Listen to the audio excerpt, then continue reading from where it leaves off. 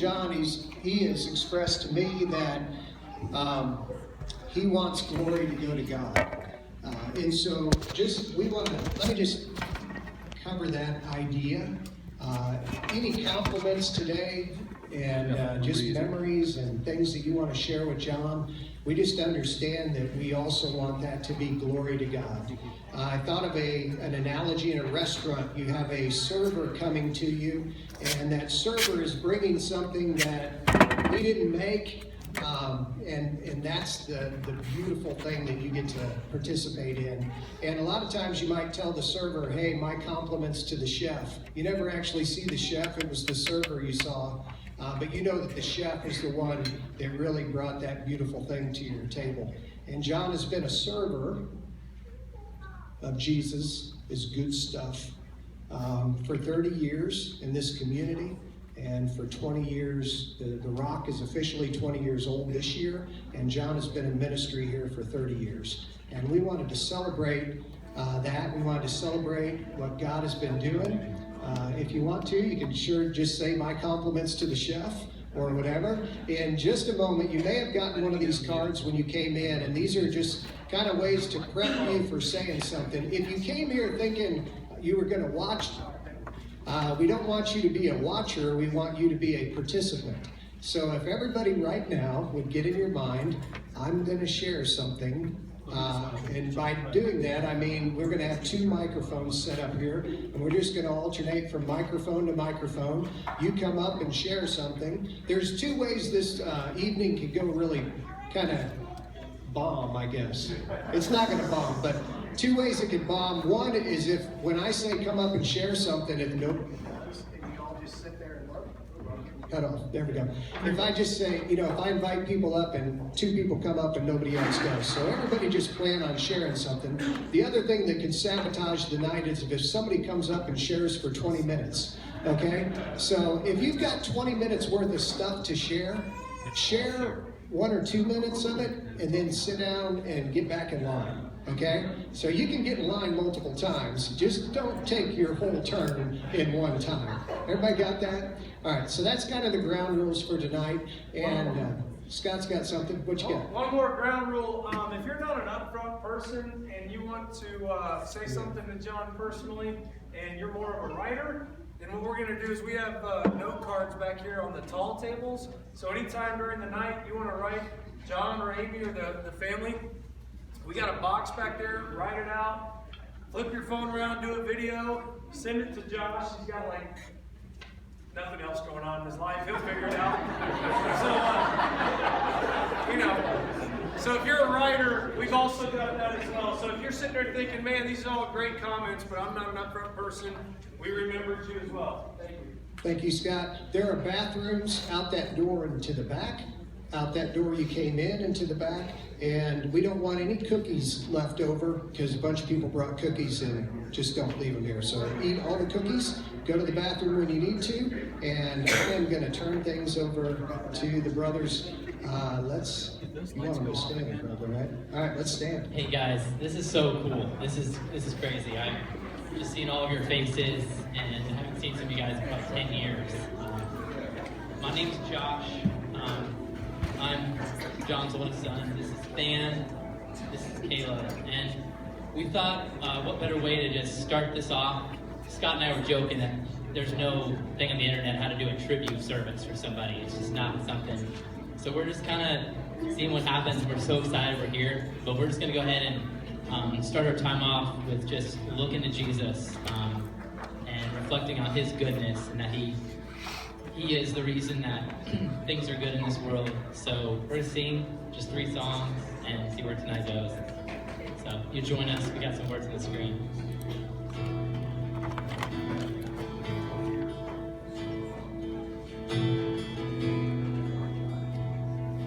We're going to sing Living Hope.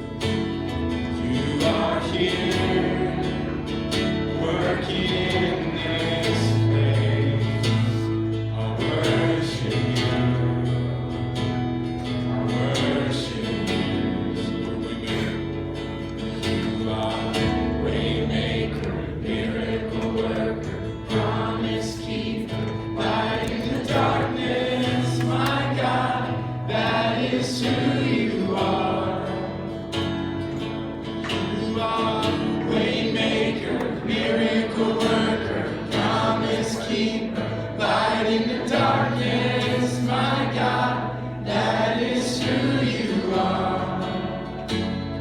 You are here, touching every heart. I worship you, I worship you.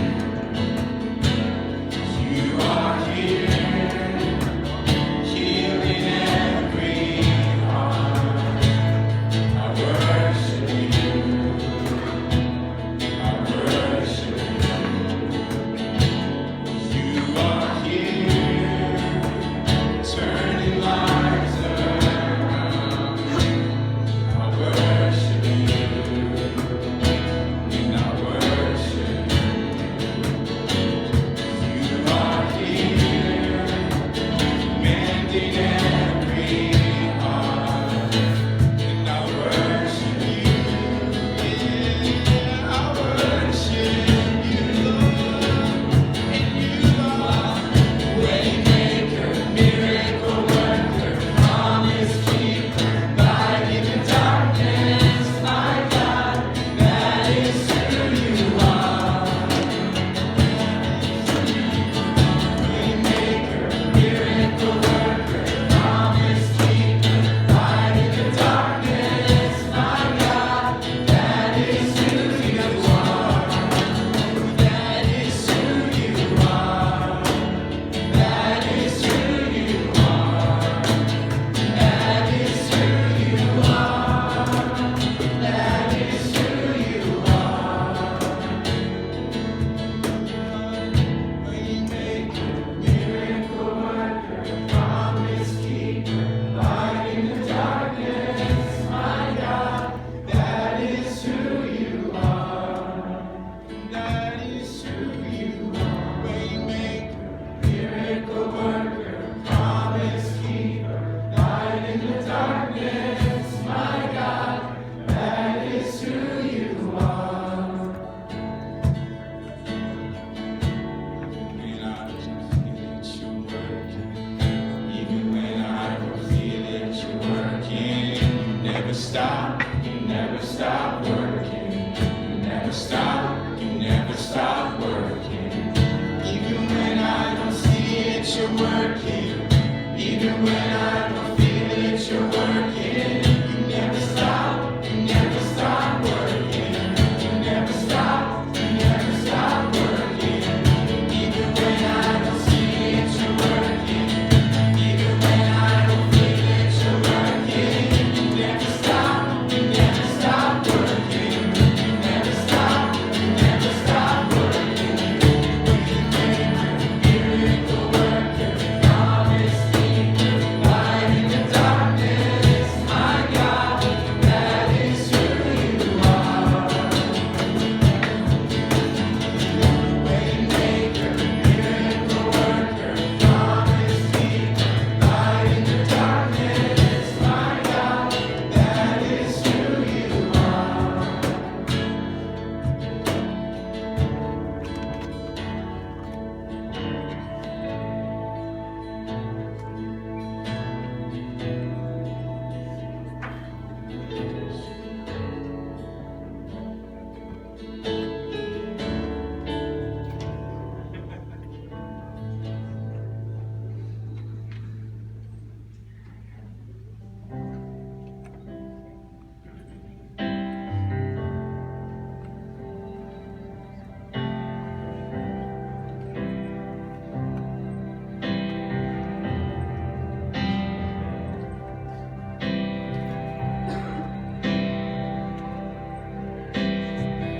Sing Amazing Grace.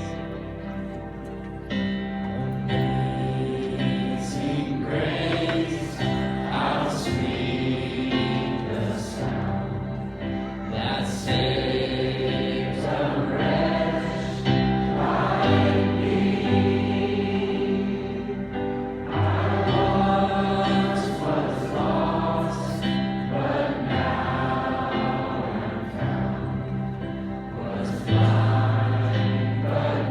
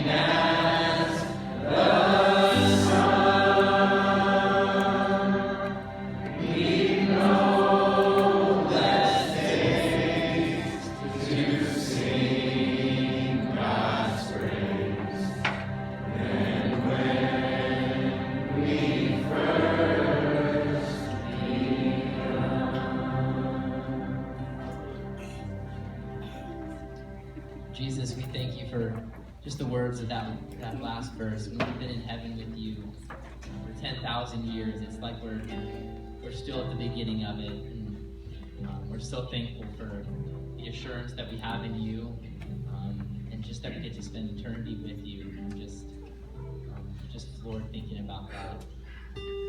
Jesus, we love you, and we just want to give you this night that you would be glorified through this event today. And we love you. Would our eyes be on you? In your name we pray. Amen. Great. You guys can go ahead and take a seat, and we're going to get going. Thank you, Drake boys. Okay, for those that came in late, a few instructions here. Bathrooms are out that way. Bathrooms are out that way. In the back are cookies. Over there are drinks. We don't want any of that left over, so make sure you guys eat and drink all that up. I want to say thank you to Ruben. Ruben's running sound back there. He's done a bunch of work to set these things up, so thank you. Also, thank you to Valley View for the cookies and coffee back there. There you go.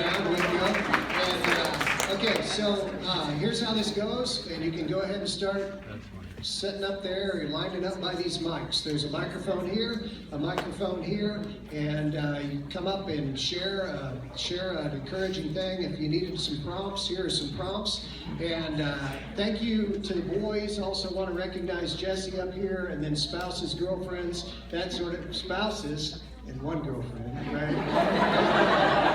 And then, so just want to recognize them. And one of the things that I know is being a minister, and I think John would say this too, the kids, you make a huge difference in our ministry. You can derail things, or you can really be a blessing to the ministry, and you guys are such a blessing to hear. I want to say also thanks to family, raising John and growing him up with the faith, and so part of this, I hope you guys all feel honored to this. And then I'll start things off tonight. One of the things I remember John saying is that who you marry can derail your ministry. And we've got Amy sitting up right up here too, and I remember you told me that, and I'm so thankful for my wife, and so thankful that Amy has been your faithful partner through this whole deal. So I love that about you, and also the one thing I just wanted to say is that God used you into my life. It used you in my life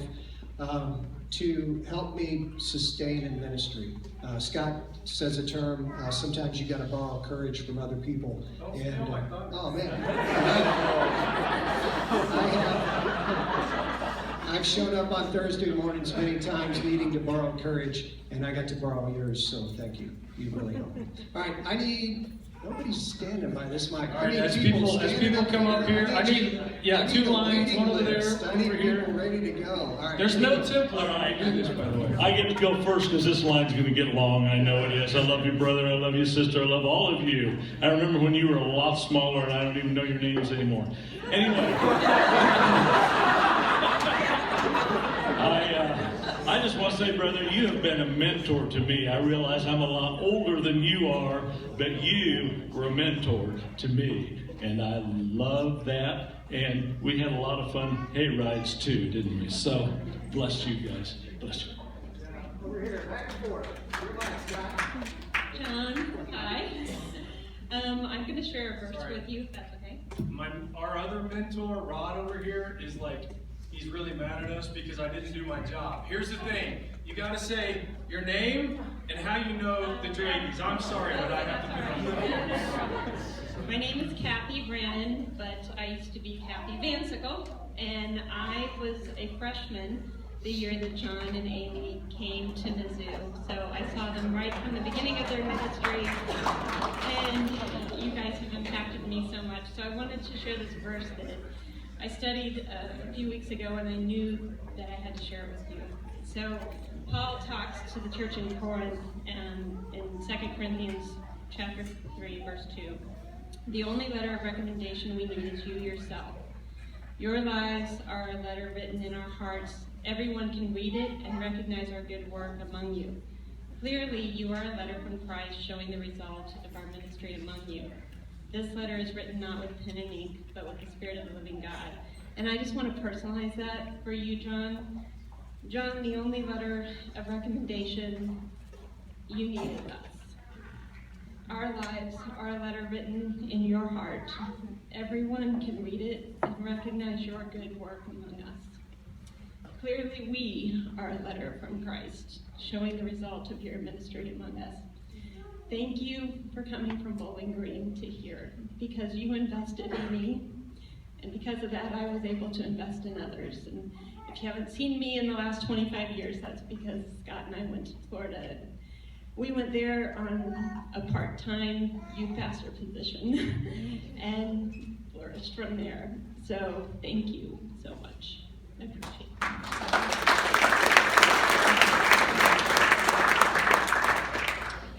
My name is Elliot Telly. I've been a member at the Rock Campus Church for 4.5 years now, and I know John because he's the pastor there. I wanted to share a little bit of a story, a short story, and I'll keep it short. But as I was reflecting on what I wanted to share with John and share with you guys, I thought about all the good times and all the hard times we've had recently, and I thought I'd share a story that was hopefully a mix of both. Sorry, they sang those songs just to get me to cry. So, but John is just such an amazing pastor. He knows everyone's name in our congregation. He smiles when he sees you. He shakes your hand. He takes an interest in your life. And so we all like to meet with John and do this weird thing called confession every once in a while, and it's terrifying. And this was before the cancer. This was before the tumors. At the time, John was having really bad headaches. And I had heard from his daughter, Jessie, that he'd gone to the doctor and got medicine, and I figured he'd be A-okay. And so on that morning, I walked in emotional wreck, as many people have, into John's house. And he sat down with me, and he started by saying, I'm in a lot of pain today. I'm going to do my best. But just so you know, if I close my eyes, I'm still listening. It's just my head hurts. And John would find out 3 days later that he had a tumor in his head. And I ranted and raved to him about all of my sin, and about half an hour into it, John, like he so often does, sat up and he said, we need to find a pen and a scrap of paper because I got to start writing things down. And we wrote out a strategy and an action plan and next steps for me to take.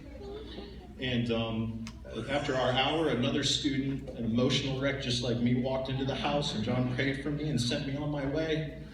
And I don't know about the rest of you, but I get pretty irritable and mad at people when I miss my afternoon nap. So just to think about the pain that John was in, just sitting there, just looking for one more college student, one more lost sheep to bring back. And he spent that time with me and so many other college kids, and continues to do that now. So, John, we know that you don't do it for you, you do it for Christ. And we just thank you for everything.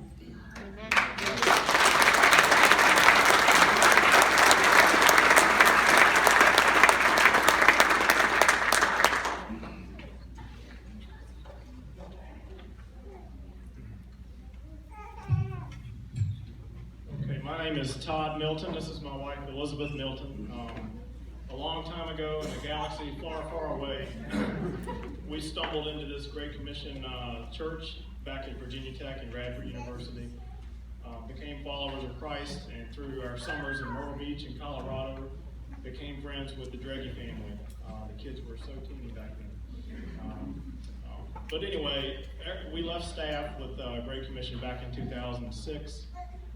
And it's been a real challenge to find a church community that is similar to what you guys are used to. But one analogy that just came to my mind, because John would invite me to do a lot of backpacking with him in Colorado. John, you and Amy gave us enough stuff in our backpack to last these last 15 years, as we have just struggled to find a community of faith and still follow the Lord. A few things I've got here. One of my favorite, this little notebook here is full of my top 99 Bible verses that I go through every day when I walk to work. John instilled into me just this lifelong habit of memorizing Scripture. So if I do this again, will I still get a pizza? Get recertified after 15 years. All right, but one of my favorite quotes is John told me one time that you don't memorize Scripture for mileage. You memorize it so that it changes your heart. That always sticks with me. Elizabeth and I, to this day, still have our cash money stuffed in envelopes. Long before we ever heard of Dave Ramsey, John taught us how to do this. You must have taught Dave how to do it. We have many times sat around the table with our kids or with some of the kids at our church we've been part of and gone through the alphabet, A to Z, praising God. What starts with A? What starts with B? And I've flipped off many people by going through the 10 Commandments on my fingers, just like John does. John and Amy, you have left a permanent impact on our life for the gospel, for Jesus. We love you and we thank you.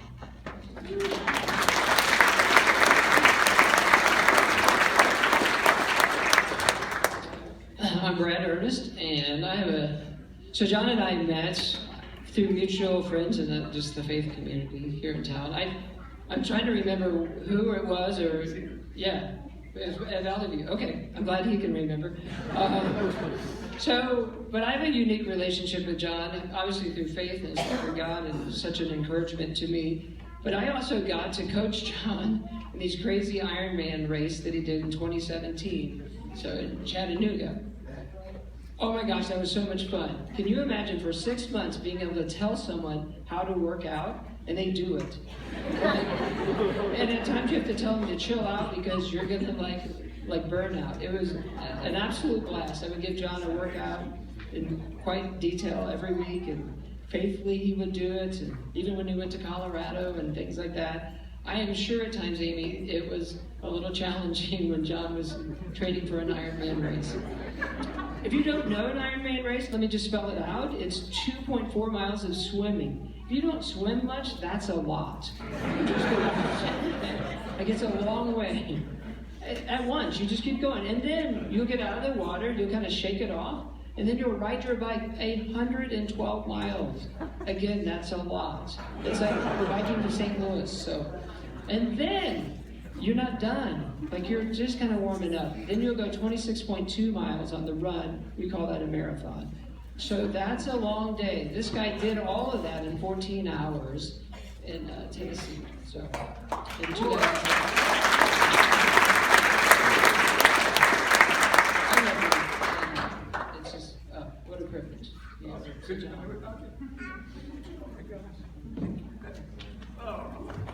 And he gave me this.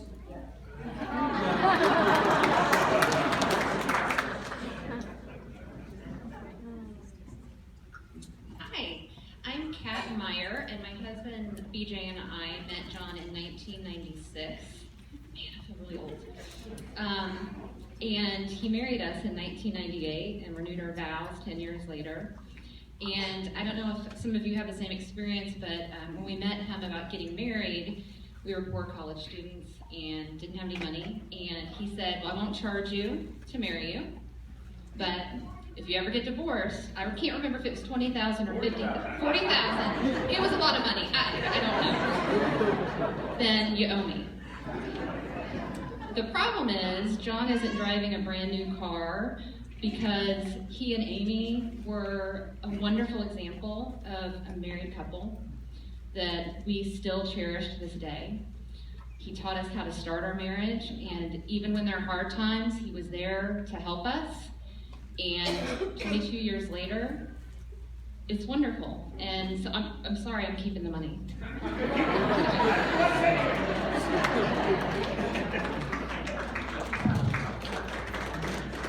So my name is Tony Farinella, and I happen to know this family for a long time. I taught at Christian Chapel Academy for a couple of years, and so I taught a couple of their kids. And that was before I even knew that John Drage started at this church. It was, after Christian Chapel, I had talked about how I go to this little church called Valley View Community Church. He goes, oh yeah, I used to go to that church. So it was just amazing the way that worked out at the time. But there's been a lot of difficult things that I have gone through. But there's one night in particular that I can think of during a particularly rough time that I was telling John that I was depressed, I was having a hard time with a lot of things going on in my life. And he says, just stop a minute. He puts his arm around me right out front, and he looks up, and And he says, look up there. You see all those stars? If God can make those, what do you think he can do for your situation? And I've always remembered that. And John, thank you. Thank you all. You've been a big part of my life. And I love you all.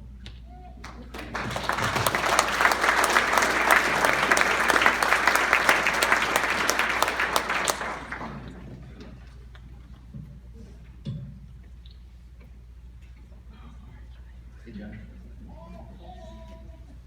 Bring good news. I started training today. Right? Okay. I wrote just like 3 main points down because I know you guys are all trying to go through here. I'll say those 3 that I wrote down, and then whatever else I say, it's just got to be from the throne room. Okay. We serve a good Father. Psalm 16:2. Matthew 19:17. John is a compassionate and loving Father. Ask any one of his children up there. Hopefully, we're in love with and or at least fully engaged with our heavenly husband. Isaiah 54:5. By the way, I think in Hebrew that might actually be plural. John Drage is still head over heels in love with Amy Saxton Drage. Look at her glove.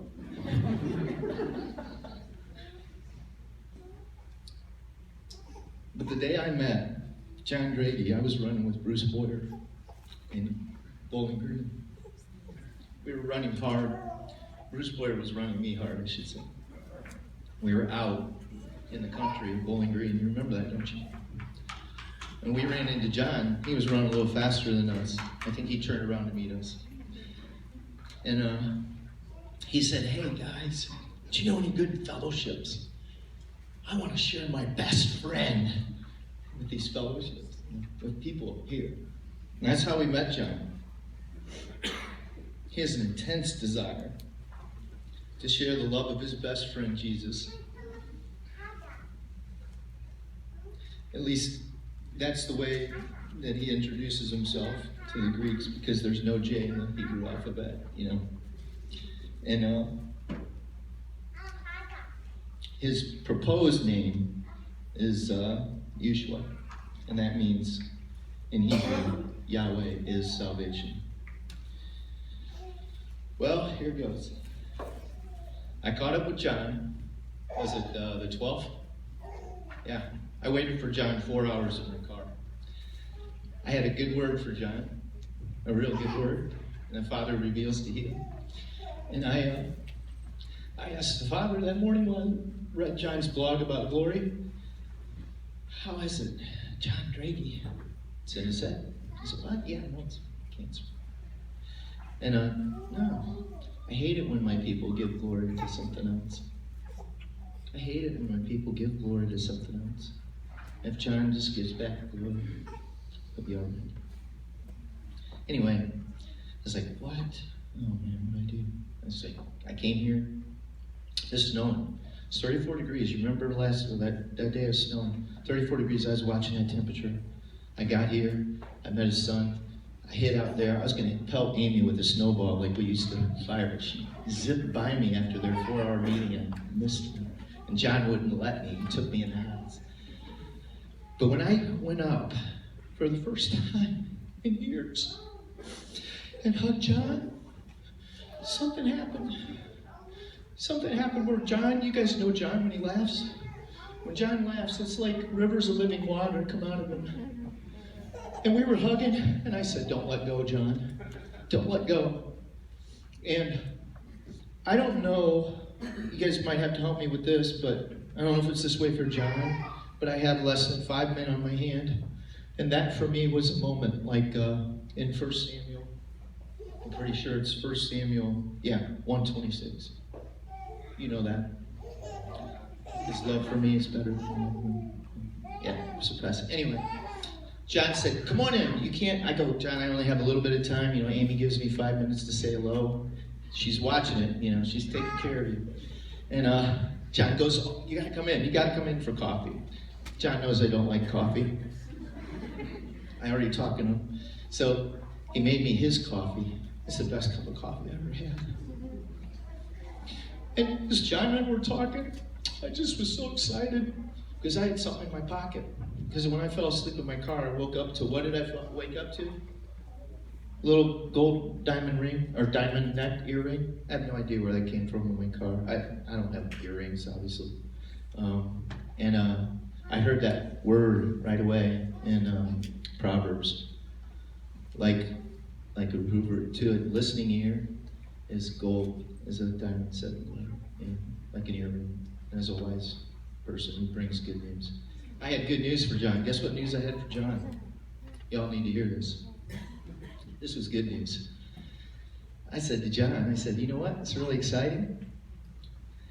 This is all I got to say. John Drage, it's just time to take away the glory from that cancer. And it's time to give the glory all to him. And instead, we're going to battle and fight. And John says, you know, Amy just told me this morning. Why should I just wait for Honduras? He goes, couldn't I be in an Iron Man again? So you being an Iron Man, I'll get ready for that. I started training this morning, John. And he said, take away the glory from what we say. We say John has cancer. I used to say that. No, John's battling cancer.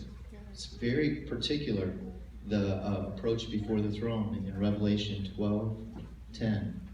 The enemy goes before the throne with a true accusation. And all you need to do is change our words. We're battling cancer with John Drage. Yeah.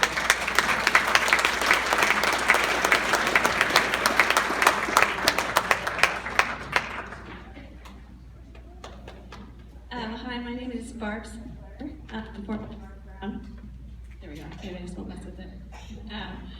I was telling one of our staff members that my journey with you guys started here in January of 1997, and that week was transformational for me. That first week back to campus, and my first semester of college was a total bust. I hadn't made the right friends.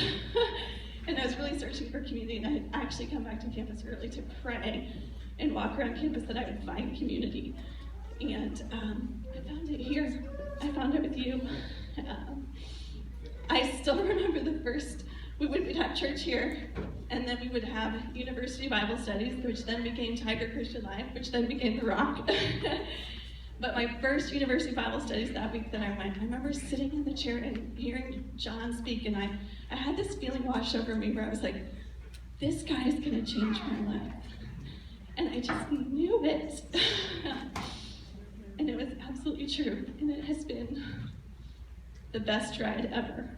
I think you took a girl who loved Jesus, but you taught me how to walk with Jesus day to day and walk with him through everything and live this passionate, amazing life that I had always seen other people do, but you showed me how to do it, and I'm forever grateful.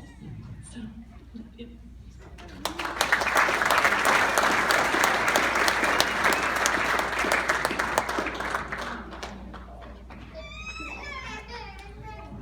Barb babysat our kids when they were like 1 and 3. We only had 2 kids, and Jesse and Josh, and she loved on them and they loved on her, and she came to their birthday parties, and we had her birthday party in our house, and Josh named a little stuffed animal Barb. It was just amazing.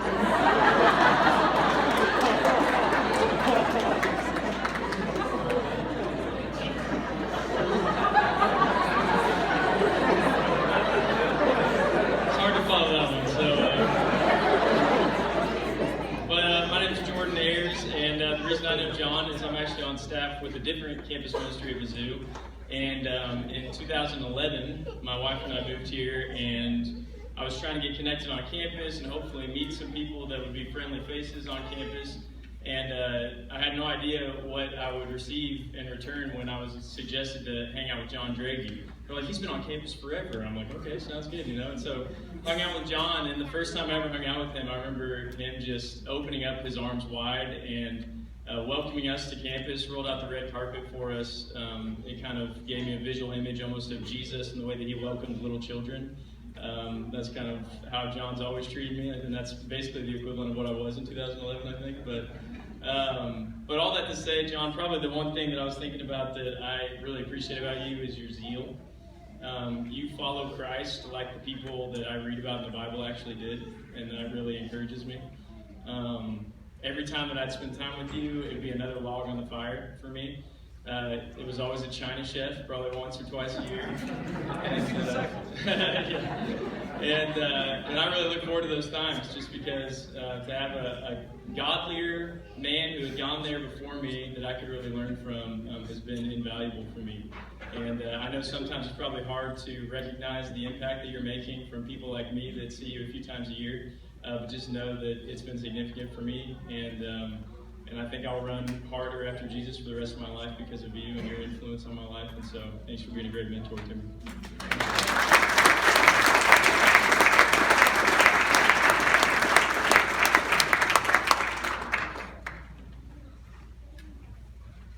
Hey, I'm Josh, current Drage household member. Yeah, so I moved to Missouri 2 years ago. I'd never been to Missouri. I was totally alone. It was kind of aimless, and so quickly God put John in my life. Not just as an amazing pastor, which he is, not just as a great mentor and man, which he is, but as an amazing friend who I could relate to and who just loved me for me. I'm just so thankful for that. And I'll never forget the many miles we've cycled together and all the awesome times, and especially that time they went to Centralia and back. And it was like 30-mile-per-hour headwind right into us. It was great that we were just fighting together. And I just love you tremendously, John. Thank you.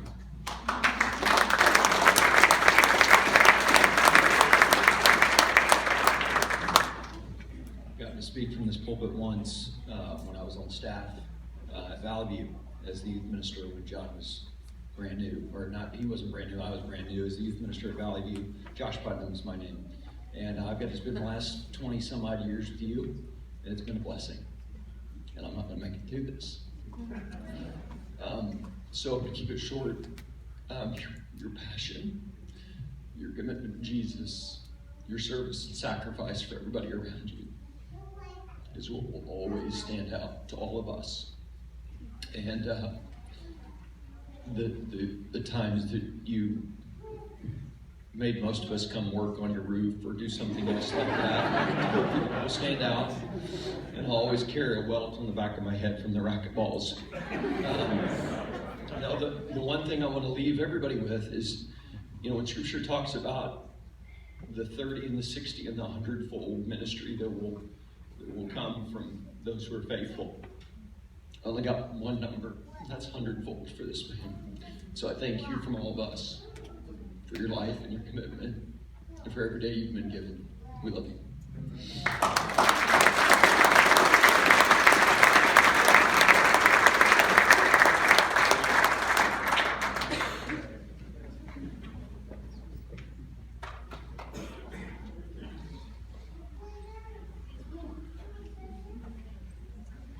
Hi, I'm Rachel Hendricks, used to be maiden name Alvaro, and I was on campus in 96 and 97.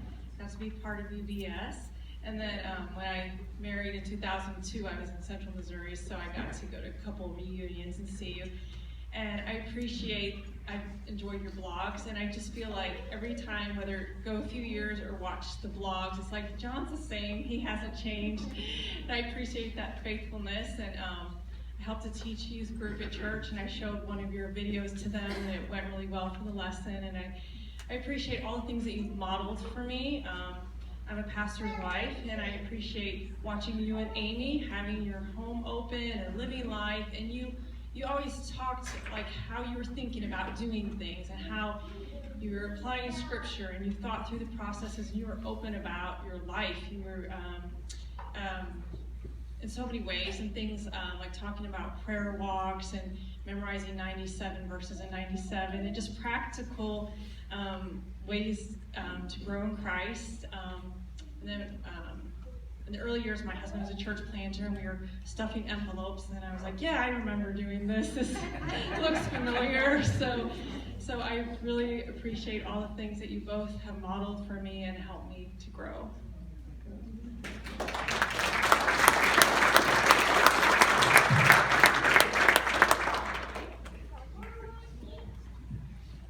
I'm Tony Rear, and gosh, thanks to my ADHD and getting older, I've got to write things down to keep from talking 20 minutes. But man, number things to think about. Number 5 and 6. For starters, I had to think what the rock was, because it was UBS when we were here, and I was finishing it when John was coming.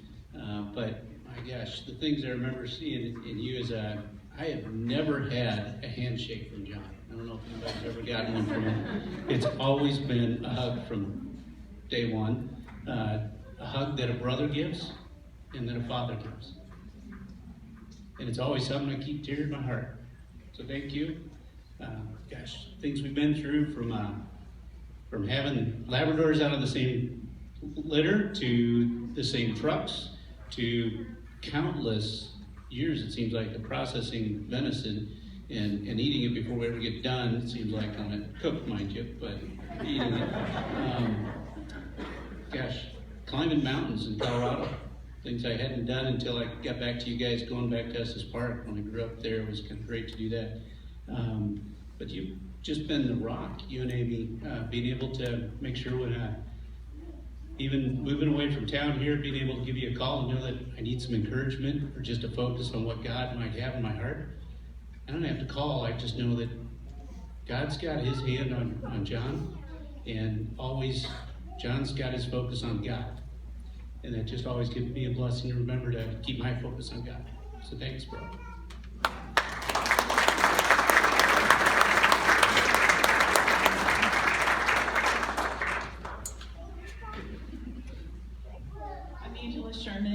My daughter's been involved in your church on campus. She's getting ready to graduate in May, and I can't tell you how much of a blessing that has been to see her in your ministry, how much she's grown through your ministry, and will continue to grow because of it. So thank you so much for that. And your kids I just love them all. We went to CCA together too, and lots of wonderful memories there. But something my husband, Matt, always tells the kids. I said, Matt always tells the kids to look long during driving lessons so they can anticipate what's ahead and be prepared to respond. God asks us to look up and think long, to measure our trials against eternity. 1 Thessalonians 5:16-18 says, if we pray without ceasing, we'll be able to give thanks in all circumstances. Thank you, John, for sharing your journey with us, for teaching us how to pray, and for trusting God and demonstrating it to others in all circumstances. Thank you.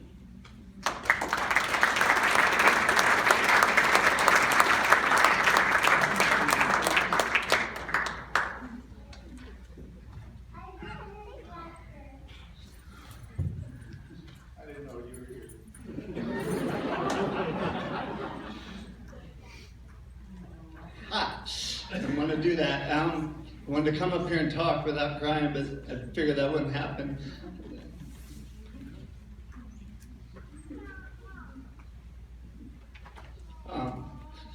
No, Johnson's.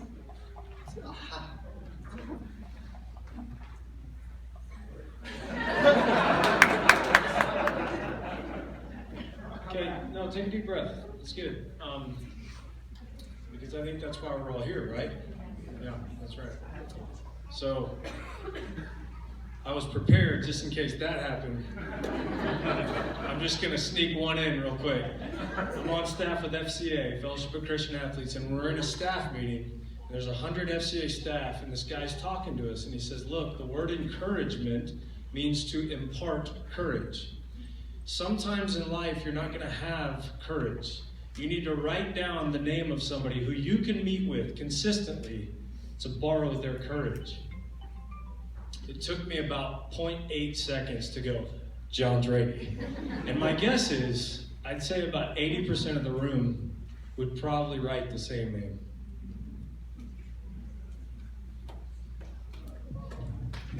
Hi, John. And I've met John little bit over 2 years ago at the Theological Education Initiative. And it was at the time of my life where I was searching for something more. And when one of the semesters stood up and started talking about God's Word, I was completely undone.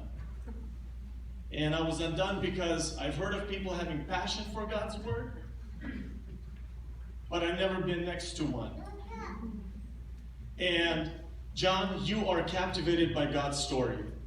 You are captured by His love story, that how He loves people. And that's what I saw on Tuesday nights. And those of you at the campus, whatever you guys do at 9:30 p.m. on Tuesday nights, that really got in my way. Because I would walk with him to the car, I would stop at those double doors, slow him down there, then outside, then slow him down by his strike, and I knew that would be wrong to put a foot, like in the door and not let it close. But you are captured by that story. And the second point, because I have many points, but only second point, is when I came to your house, and the way I saw people coming and going, and how you cared for them, I realized he's not only captured by God's story, but the story transformed him to love all these people. I go, who's this? Is this related to? No, that's just a student. What about him? Oh no, is he a believer? No, he's like, whoa, this is Acts 2 church happening at Drage's house. So here I am, 2.5 years later, I'm with you. Thank you.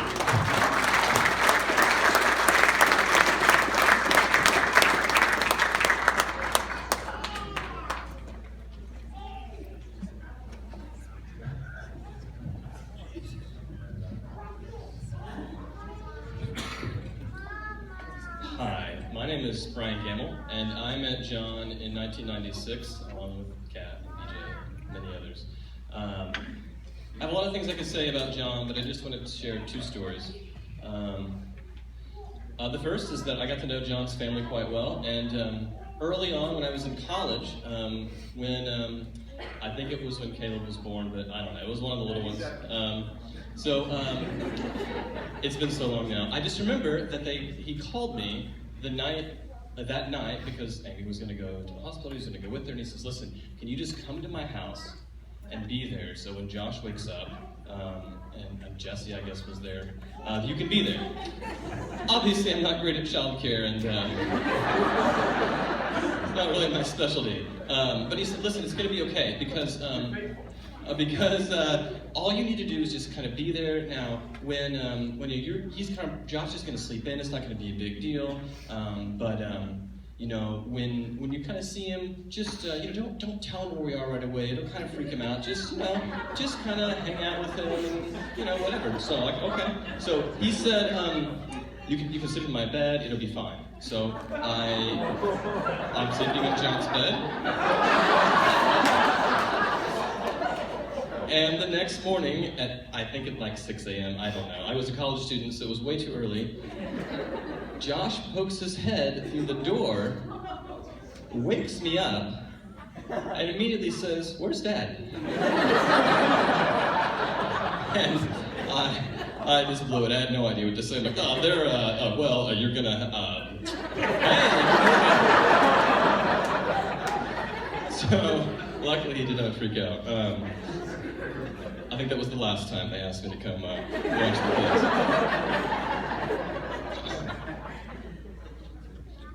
I was on staff with John for many years after I graduated. John was a great boss and pastor and leader and friend. And when the time came for me to leave staff, I decided to go back to school. And I knew I had to have this conversation with John to let him know that I wouldn't be staying on with him on staff anymore. And I remember we were in Colorado, and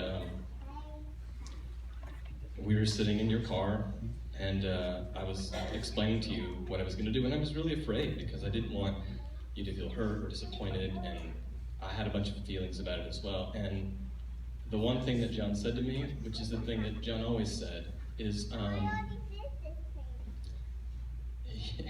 he said, I'm pro Brian. And I can't tell you how much that meant to know that that you loved me unconditionally. Even when it wasn't in your own best interest. It helped me to understand and feel what it means for God to love me and accept me unconditionally. If there's anything that I can say absolutely definitively about John Drage, it's that he loves people, which is, I think, why all of us are here. And I love you too, John.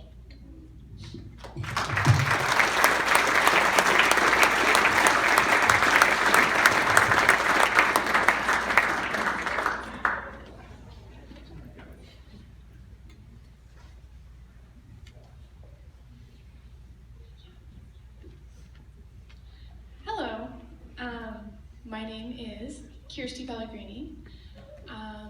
I met the Drages at LT in 2012. The first time I met John, he was praying at a prayer time before LT started, and my first thought was, I want to know who that is. I want to be friends with him. But I didn't have the confidence to come up to him and say, let's be friends. And so the Lord is awesome. And John was my staff guide. He ended up being my staff guide. That summer I worked with Jesse and Caleb in housekeeping, and that was really fun. Became friends with them. I went to Bowling Green State University, so I was with Bowling Green out there. I graduated in 2014, and after that I didn't really know what to do, so the Lord said, how about you come to Missouri? And I was like, what are you talking about? Excuse me? What? And the cool thing was I knew exactly where I'd go. I knew people in Columbia, I knew John and Amy, I knew some other friends as well. So I moved here in 2015 based on what the Lord told me to come here. I moved to Missouri. And I think if there's one thing that John has, what does this prompt say? I'm going off number 3. It's really hard to keep track of my thoughts. God used you in my life to show me what a dad was, because I didn't know, and I didn't know for a really long time. I lost my dad when I was 16, and I spent a while trying to find people to replace my dad because there was just this hole in my heart. And the Lord has done something really sweet in my life where He's put male father figures in my life to kind of fill that hole. And John, you've been one of those people. You helped me buy a car when I totaled my car. John helped me buy my 2007 Honda Accord on the day that he had to put Mackie down. And it was really sad because we were buying this car and he was playing a game with a car dealer because I know how to do that. I was like, okay, here's the money, bye. Like, I don't know what you want from me. And so John was playing the game, and then the guy was like, well, let me go talk to my manager, because John was trying to get the price down, obviously. We had this plan to buy the car, and then, and then pay off my credit card debt. So we would, he would talk the talk with the guy, he'd go talk to his manager, and then John would start talking about Mackie and crying, and then he'd come back in, and we'd do some more negotiating, and that's how it went. And he has helped me learn how to budget, and I think most of all, he's just taught me what a father looks like. And I also had the privilege of living with the Drages for 2 years, and it has been one of the greatest privileges of my life, because I've been able to see what a healthy relationship looks like, what a healthy family looks like, and what a healthy dad looks like. And I think that's helped me learn, more about who Christ is, because if there's anything I could say about John is that he just radiates Christ wherever he goes. And God used John in my life to show me what a dad was, and I'll be forever thankful for him. I will be forever thankful for that.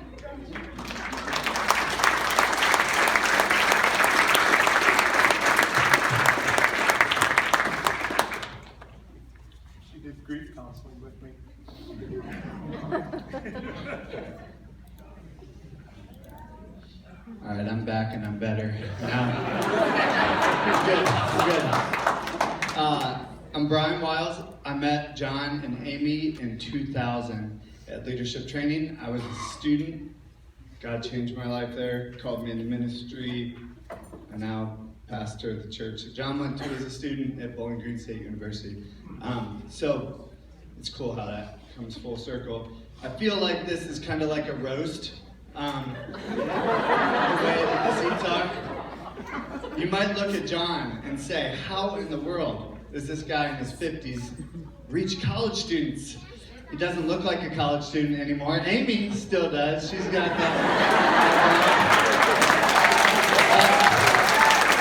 Let's be honest, I love John. Even, can I just tell one little secret about you? John and I have shared a lot of secrets together in years in ministry. John told me at one point he dyed his hair to try to fit in with the younger people. And I was jealous because I didn't have any hair to even dye.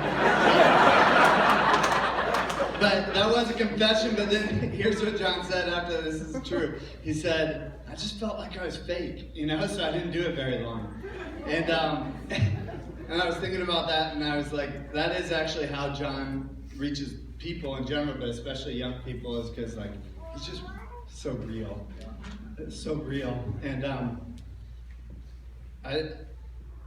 being in ministry for a while now, you listen to a lot of sermons and you hear a lot of things, and there's a lot of content that comes across, but all I care about as I get older is somebody that's actually living out the gospel, and actually believes it and means it. And I think that's why John has made such a big impact on all of us, because you do that, and it's not fake at all. It's real. He'll tell you what's really gone on in his life. And so, when you hear him preach, it's it's the fact that John actually does the things that he says. He goes on the prayer walks. He doesn't just talk about a prayer walk. He tells you about the one that he was just on, and he actually memorizes the scripture. He doesn't just so I think that's just such an amazing thing to watch and to see. And you've made a huge impact on me and my wife and our kids, and Amy, you have too. And I feel like you've made a huge impact on our network of churches, and you really do have an influence that goes way beyond what you know, and that is because of Jesus and because you just walked with him and followed him. You're not that special, but you have let Jesus shine through you. I know. Yeah, you don't want to be that special, and that's what's really cool. So I just want to really quick share that verse, Psalm 127. You shared a lot at the beginning of LT, and unless the Lord builds a house, the laborers labor in vain. And I know that that's true, and he's been a massive part of your foundation. But then we're preaching on that tomorrow at our church, and so I was helping the guy who's preaching, and I kind of forgot that the end of that chapter is all about children being a heritage from the Lord.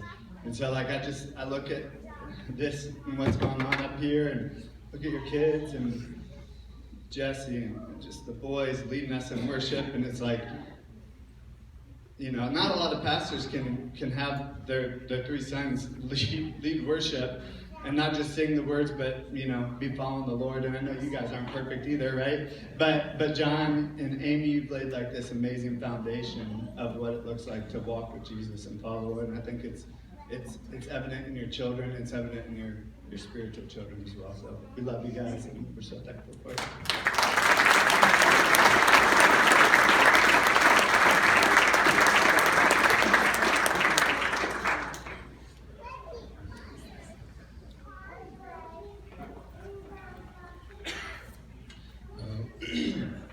My name is Zach Becker. I know John through living at Cotton House, which is a campus. It's a house on East Campus. It's full of college students, all men, in various campus ministries. So I've never actually gotten to know John one-on-one. It's always been conversations here and there. I have destroyed his car as well. I broke his tire. I destroyed a tire. So I've done more damage than I can say.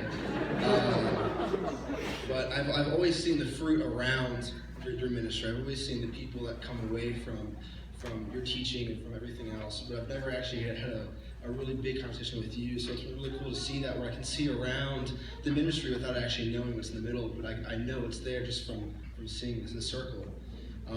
one of the things that I learned being in Cotton House was Deuteronomy 6, 5 through 7, talking about talking to your children. It says, "You shall love the Lord your God with all your heart, with all your soul, and all your might. And these words that I command you today shall be on your heart. You shall teach them diligently to your children, and shall talk of them when you sit in your house, and when you walk by the way, and when you lie down, and when you rise." And so for me, getting to know all three of your sons pretty well, I told myself when I'm a father one day, I want to be a father like you and have all my kids be confident Christians in the Lord and just love the Lord. When I first read that verse a couple of years ago, I was like, oh, John Drage, it's an easy one. One of the other ones is, anybody that knows me, I'm actually really bad at encouraging people. So there's some laughs in the room because they live with me. But one of the things that also comes to mind is in Philippians when it says, "To live is Christ, to die is gain." I feel like in today's world and living in America, it's really difficult to find somebody that lives that in a way where death is on the front door. And it's looking at the gospel, looking at Jesus, being able to say, death is not scary because if I get to keep on living, I get to keep preaching the gospel. If I die, I truly gain everything.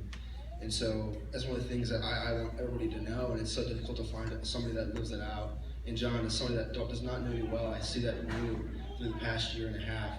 And that encourages me, and I hope that encourages you to know that no matter what happens, it's a gain for you, and it's a win-win, really. So, John, it's been an honor. It's been great getting to know you and getting to know your sons and the whole family and get to see the ministry that God has used you for.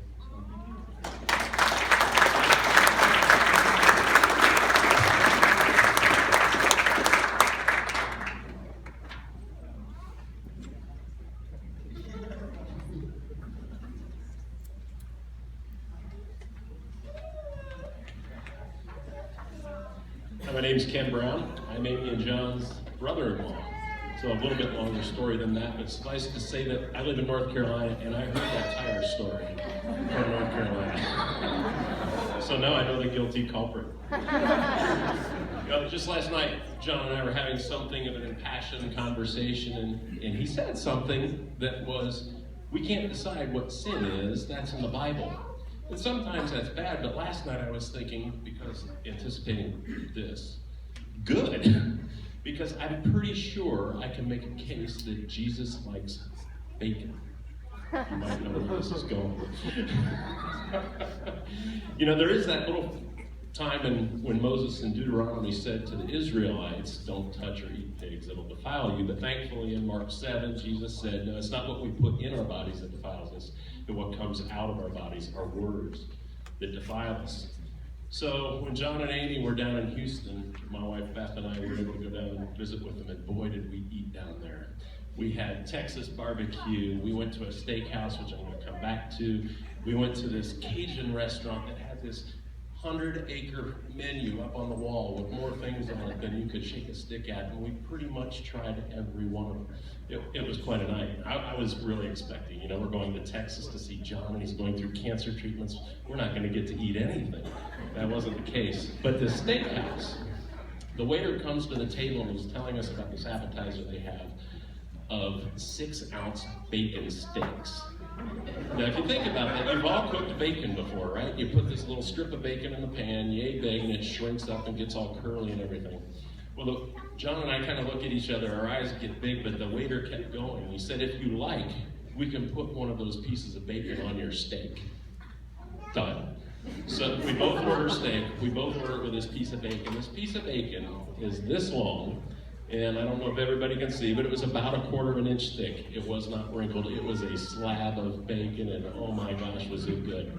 So I'm pretty sure since Jesus overruled Moses on the whole pork thing, it was because he liked bacon. Something else that, and this was just pure coincidence. What, John, anybody seen John's blog? Anybody? He did one while he was in Texas, and in it, he quoted a song by Casting Crowns, and I'm not going to sing it to you, you'll be glad to know. But a couple of the lyrics in that is, did I live the truth to the ones I love? Was my life the proof that there was only one whose name will last forever? It goes on, I don't care if they remember me, only Jesus.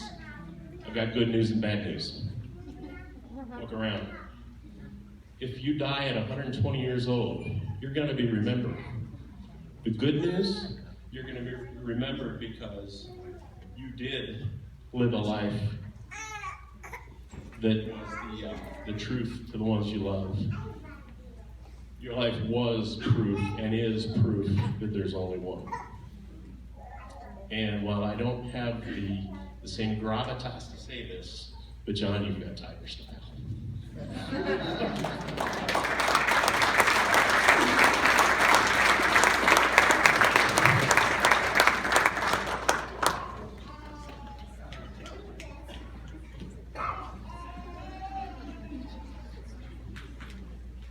I'm Jessica Mock, used to be Hargis.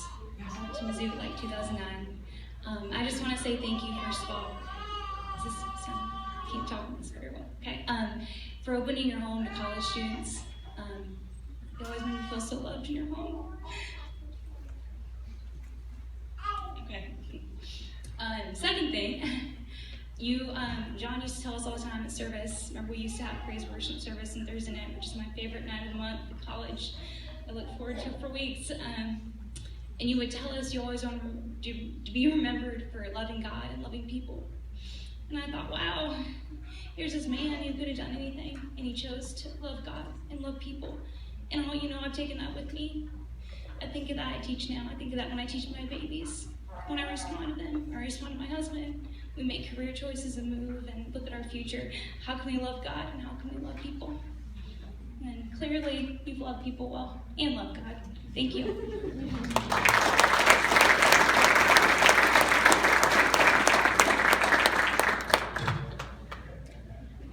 Always have to follow the call. So my name's Barry. I've known John and Amy since LT 92. It's been a while. I was the oldest LT person at 39. I can claim to that. So, hey, I know you. I don't know where that started, but it's been a hashtag for a while. Did I? I don't remember. So, on here, a word I would describe you as frugal.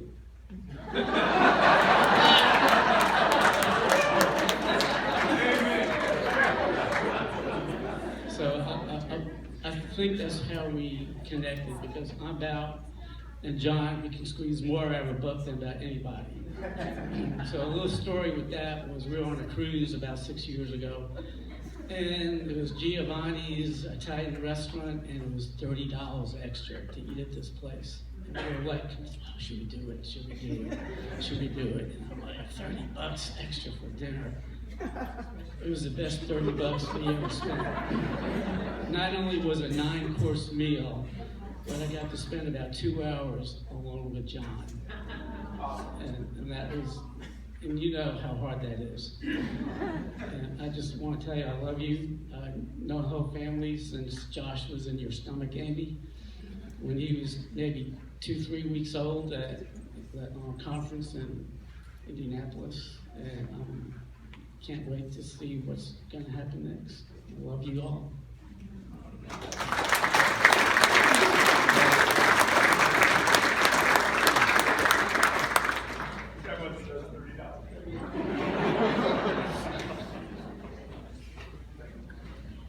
I'm Amanda Wig, and was a part of The Rock a number of years ago, of course, and a lot of John and Amy Drage stories have been passed around in our house lately. And one that I reflect very fondly on, there's a number of them, of course, but John, you invited me my junior year in college to prepare food with you for the famous fall retreat.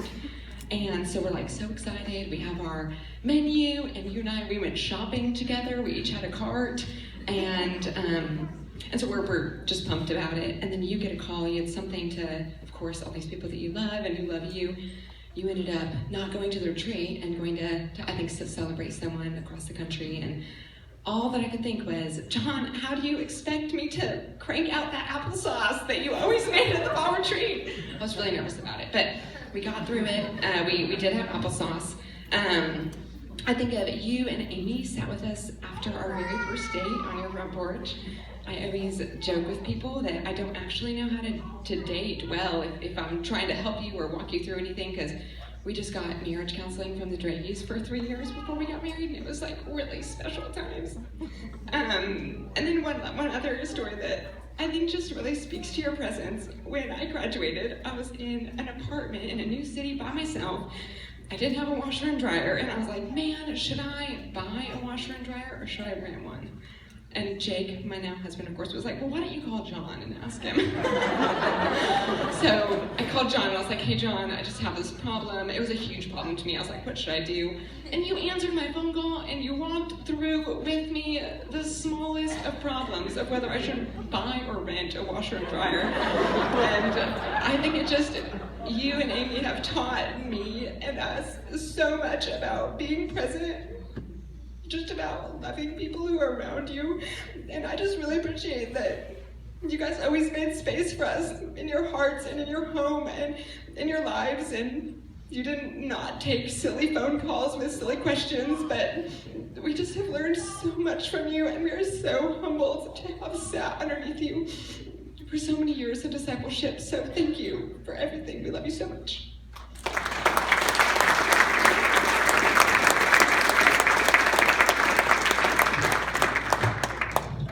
Amanda's my curly hair sister and my front porch swing sister.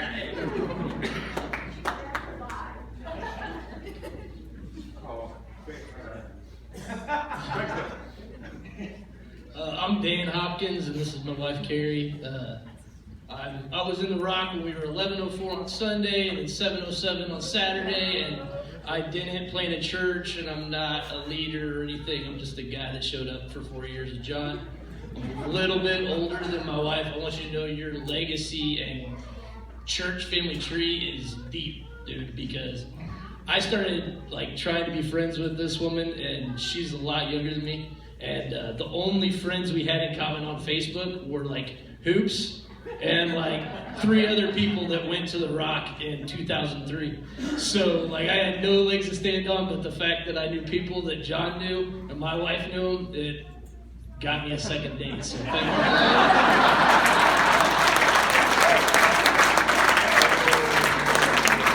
I'll just say this, and if nobody can relate, then I guess John was really worried about me when I was getting married, but I think somebody else hopefully can relate. But when I was getting ready to marry my wife, John, we'd go to Who Hot, we'd hang out, eat some food, have a good time. You tried to minister, do whatever pastors do, it's all good. And then I got the sex talk from John Drage and Who Hot. So I'm either the only one he ever gave to over lunch, or somebody else can hopefully recognize that. But let me just tell you, you impacted my family majorly, and I very much appreciate it. So.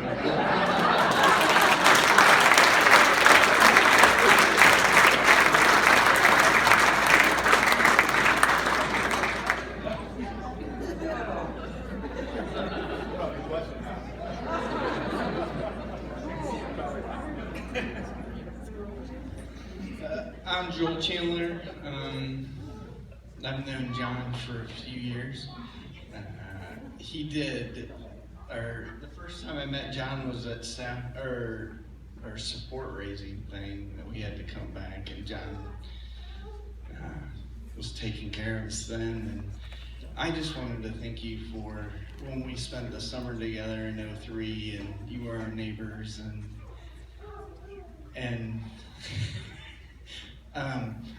I just want to thank you for believing in me and loving me and helping me see what God sees in me, and that's just such a gift that you can give to people. And I love you, and I only came up here so I can give you a hug, so.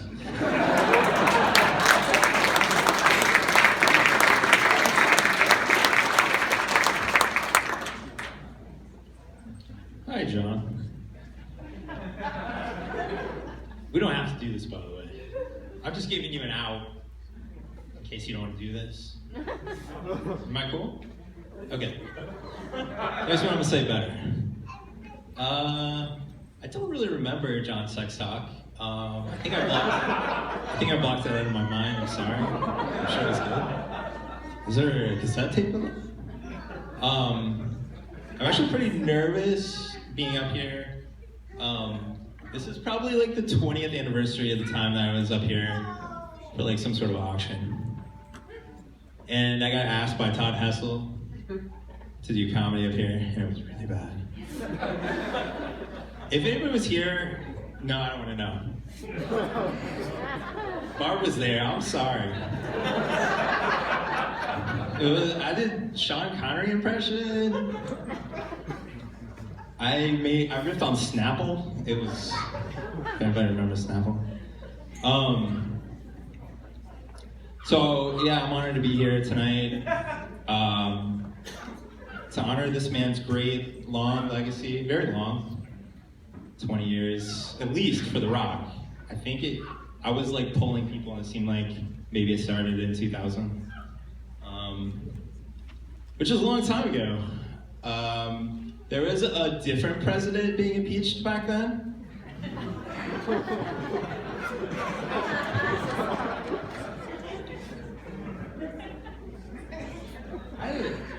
It's all good, man. Girlfriend, I'm not naming names. George Lucas had started ruining Star Wars back then. And thank you.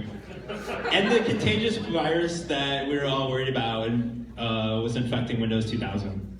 That's a very specific 2000 joke. So yeah, some of you don't remember this. I mean, it's been mentioned a few times, but John was here for The Rock, and then before that, TCL, Tiger Christian Life. Not to confuse with TCL, the Chinese manufacturing electronic company, or TLC, the 90s hip hop group, or Jim Baker's PTL. Which, by the way, speaking of coronavirus, he's selling a cure right now for $115. It's made of silver, I hear. I don't know. Anyway. You're about to get gonged. I just want you to know that. Get it said and move on, right? Alright. Just like 20 years ago, I get it. Oh, man. Okay, so like, this reminds me of the old days because I have been up here a lot, especially at The Rock, and dude, John let me get away with a lot. If you remember, I was head of the video team, and I did some comedy back in the day, and it was bizarre. I was a weird kid. I'm still kind of weird now. I'm just old, but John was so gracious and so encouraging all of the time. And, you know, I know other people mentioned it, but he's been like a dad for so many of us. And that's why I had a hard time leaving Columbia when I graduated. I was like, this is my family, and John's like my dad. And, like, just so empathetic, like, whatever hard time was going on in your life, he wanted to go down in there with you and be like, you know, God's listening, and I'm here. And he always felt your pain. And it was unlike, you know, Hillary Clinton's husband. It felt like he really meant it. And so, John, I just wanted to say, if you're selling a coronavirus vaccine, I'm not gonna buy it, but I consider it. Good comment.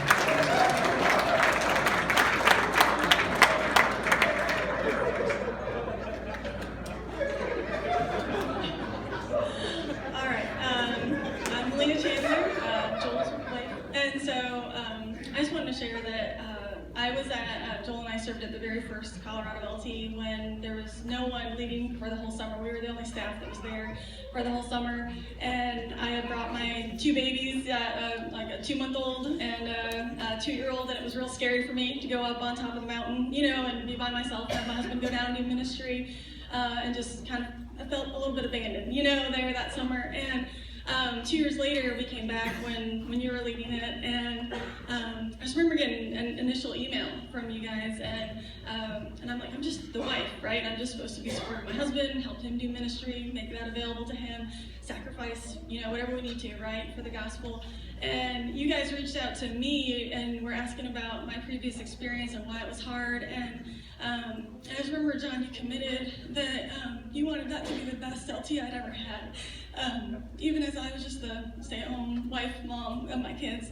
And you would check in with me all throughout the summer and make sure that I was having a fantastic time and connecting with the Lord and having my needs met. And all these students you're leading, that's why we're there, right? All the staff that you're leading, and you cared about me.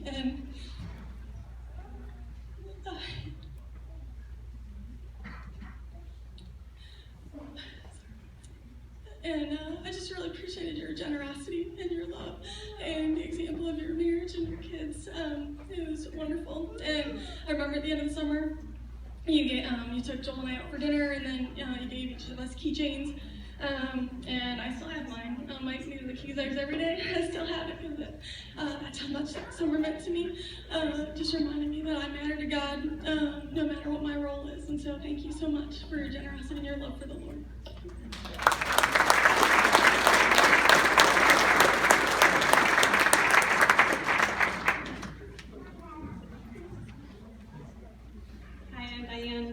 Hi, John. Hey. So I want to make this as brief as possible, but I just wanted to say I came in 91, 92. Before I left home for university, I prayed that God would go before me, prepare the way, bring me to the right place, and He really did. And I've learned a lot from John and Amy, and I just will share one story. When we went to the University of Arkansas and met the campus group there, we went caving, we went floating, and while on the canoe trip it started raining, and we're getting wet, and some people had flipped over in their canoes and were wet. And I was happy, I was enjoying the day. I wasn't grumbling like some people were, and I never forget what John said to me. He said, it's the Twinkie effect. If you squeeze it, you see what comes out. And I will tell you, I remember that throughout the years. I hear your voice telling me it's a Twinkie effect. Because sometimes life is not easy. All of us go through stuff. And I would remember that, I would think, I don't want to just live just to get through this life. I want to walk with God, and no matter how much I'm squeezed, I want to look like Jesus. And now you're being squeezed, and we all see what's coming out. So I just thank you. I love you.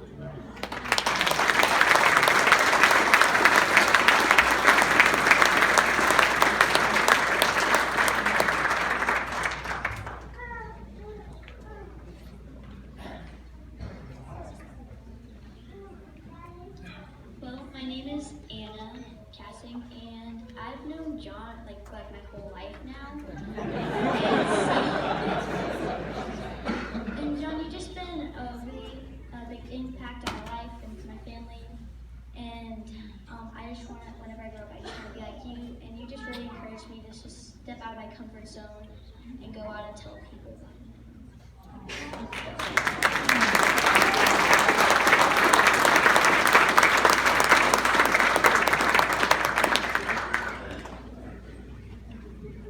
John and Amy, love you guys. So I'm just one of the many college students, former college students, who came to Missouri with a relationship with Jesus, but thought that the main thing I was going to be doing was getting a major, going and pursuing a career, and who instead had my life turned upside down through the ministry of John and Amy at the Rock. The very first conversation I ever had with John, freshman year, Hoops might have been there too, John looked at me and said, "Do you want to change the world with me?"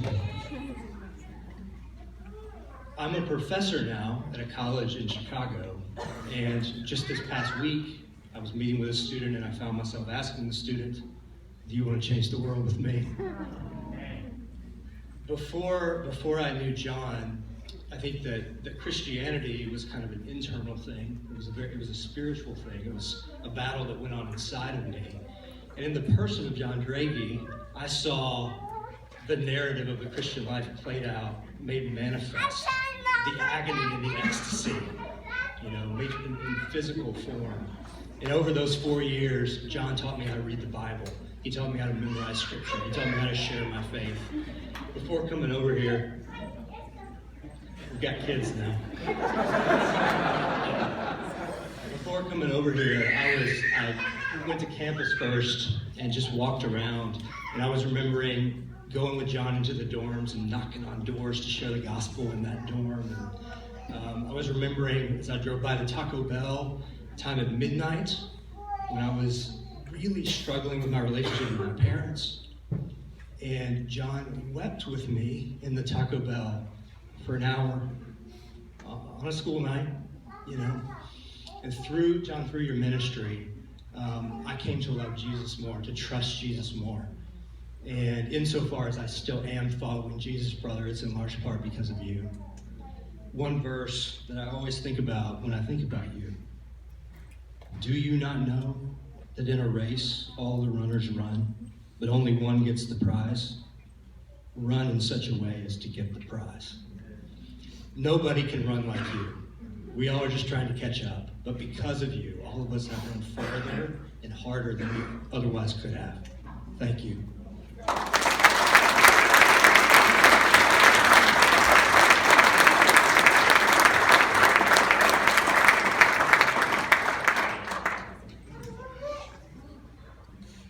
Hi, I'm John's little brother, and I came from Toledo to be here with all of you. This is truly amazing. First of all, I'll introduce Lisa's son. That would be tougher. Lisa's on the FaceTime. So Lisa writes, and because she can't speak, Lisa's John's younger sister. John, I'm so proud of you and what you've accomplished in your ministry. How well you've been loved. And how well you've loved people. Well done, good and faithful servant. Lisa says, I love you. She's right. Okay, this is for me. I'm going to go with an iron theme, okay? So we all know Proverbs 27:17, iron sharpens iron as one man sharpens another. And I just want to thank the coach for that great year. Because, and although I know it was hard on Amy and Dan, Josh, Caleb, and Jesse, you gave up that year because John was out training. But he was talking to me. I talked to you more in that 1 year than we have in 52 years.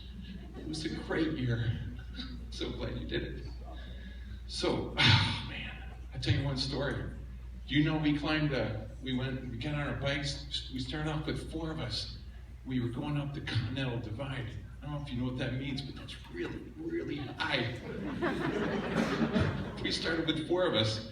Then there were 3, then there were 2. He pulled me all the way up to the top of the world. It was incredible. And we're sharpening each other, we're working out, and he's telling stories, and man, this was really good. So we know what that verse means.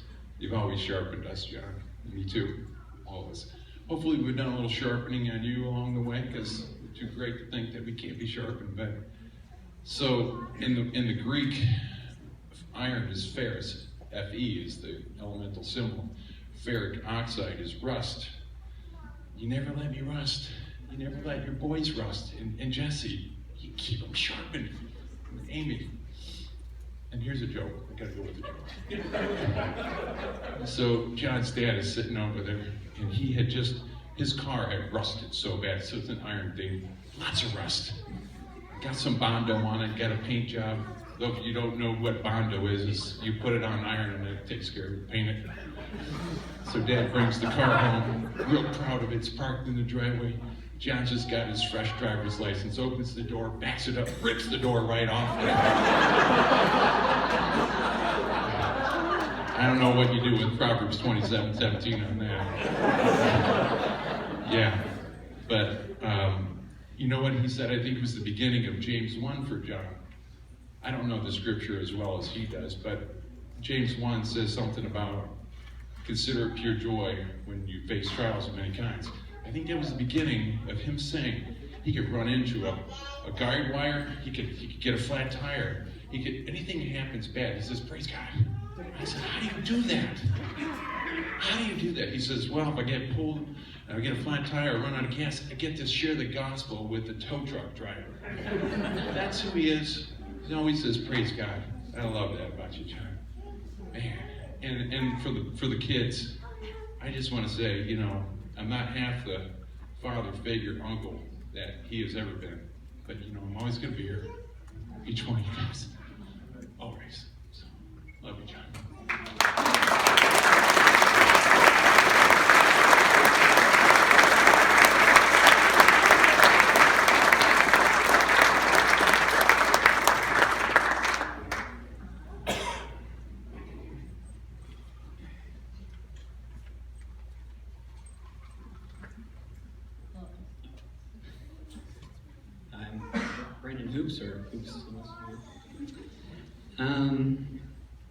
I'm family, I guess, is probably the easiest way to put it.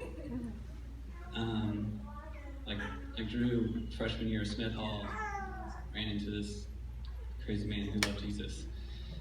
And been doing life with him ever since, lived with the family for 7 years. How do you distill, 20-some years now of life alongside each other into a minute or two of something? It's hard. So I know John likes props, so I just have two very simple things. First of all, I have a little bit of a loaf of bread. I made some bread, homemade bread today, without a bread machine, Amy. You might not, I don't know, we buy bread, it's not that expensive, and when you try to make it, it's a little bit of a labor of love. But a lot of my memories and time that I'll cherish with John and Amy is just the most everyday, mundane things you can imagine.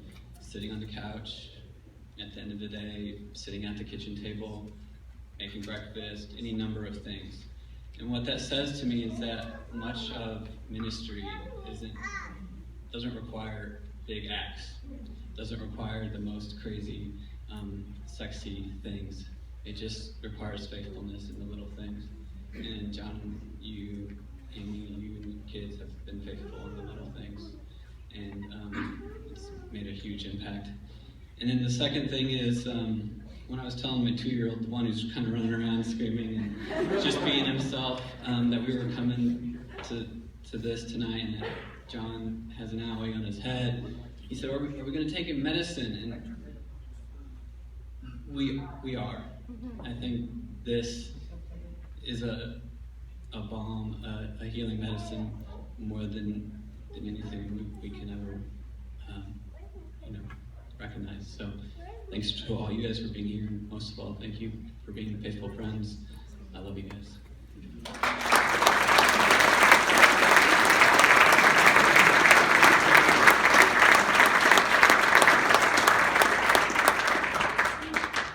Okay, there are time constraints to this, and we're going to honor that and lead mingle time. So if you're standing, keep standing. If you're not standing, don't get in line. And let's skip the hug and the introduction. They get one line if they're still standing, so we can run the people through who are here. We're going to close with a blessing prayer and then leave for mingle time. Okay, so one-liners. Here we go. Tell them. Okay, one of the greatest gifts that God has ever given me is my friendship with you, John.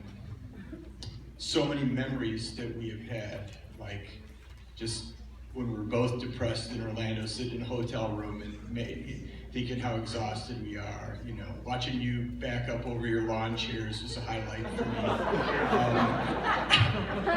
me. So many experiences in Colorado. You were there when I was almost killed on the glacier. Jeff Warner and you and I. And you were like a lead blocker in some things, you and Amy. You opened the door to Memphis. You opened the door to Honduras. Such a blessing. I would say if God gave me a huge challenge, a battle to fight, and I could pick a guy, I would pick you to be at my side. Thank you.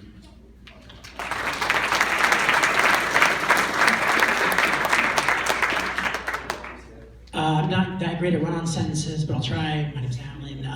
If you haven't been to an LT, I don't know why. I mean, I just don't know you yet. John, it's an honor to know you. It's an honor to know your family.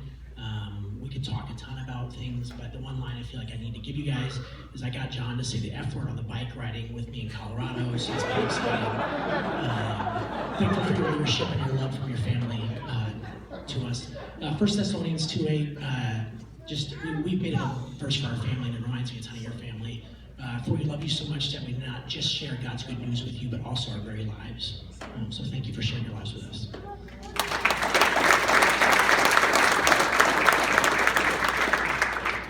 This isn't surprising, but I just want to remind you that John is a world influencer. I want to represent people that couldn't make it tonight. How many of you know of someone in another country that had been in the rock or under John's ministry at some time? How many of you know someone?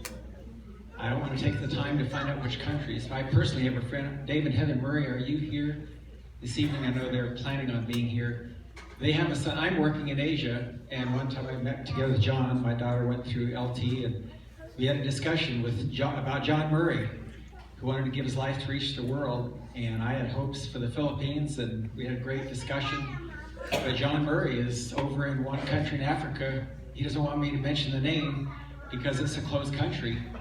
But it's some of the fruit from John that's all around the world. And heaven will only, now that we will find out, people all over the world from other nationalities, we have no idea of the world influence you've had, John. Thanks.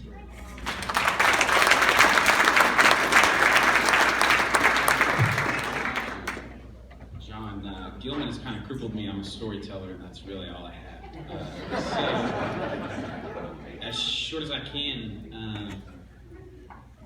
John and Amy, you opened your lives up to me in a way that I can't describe,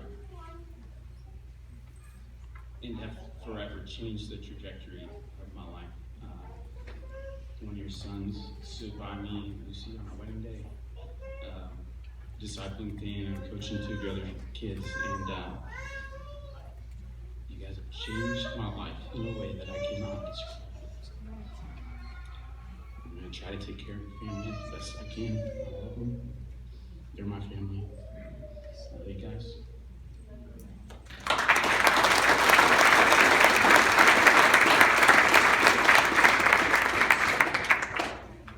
Thank you for loving my sister. Your house is a beautiful place. Your family is a beautiful family. I love how you love each other, care about each other, are connected in so many ways. It's beautiful to see. It's so beautiful.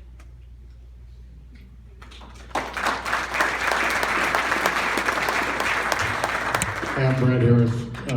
Must have been like 14, 15 years ago. I was in emerging church leadership, church leader institute, whatever, something like that. And we were in this class about the great doctrines of the Bible, and it's an incredibly dry book, and I didn't know what to expect. And John comes walking in, and it's like this exuberant and loud and excited and fun class because of the way John presented it. And it's like, I want to be able to do that. And so I learned a lot about teaching from John. I really appreciate you, brother.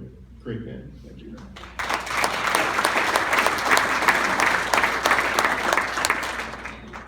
I am Aunt Nancy. I know John since he was about 6 weeks old. And I will just tell you that as a child, he was special. And when we would visit, we moved out of state, so when we would visit the family, he was always selling candy. Okay, he would buy it for a quarter, sell it for 50 cents.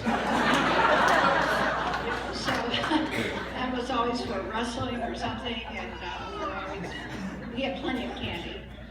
And I always said, this is a child who can sell ice to the Eskimos. So, John, you have sold ice to the Eskimos. You have sold Jesus around the state, around this country. It's permeated the world. So, thank you very much.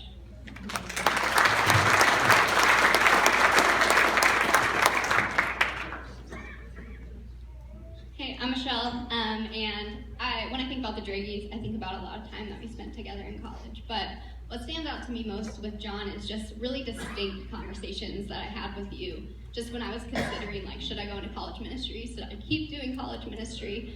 And one of the sweetest things when we moved to Louisville, my husband and I, we were switching churches, switching networks, everything. We sat down for our church membership interview with a pastor, and we're talking about sharing our stories and stuff. And I mentioned, went to college in Missouri, this church, college church. And he was like, oh, what was the name? I was like, The Rock. He's like, oh, with John Drage. And I was like, how do you know John Drage? Of course you know John Drage. But it was just this really sweet picture of just ways that you have been used to continue, for me, helping me to continue press on in ministry. I've been so thankful for that. I also want to give you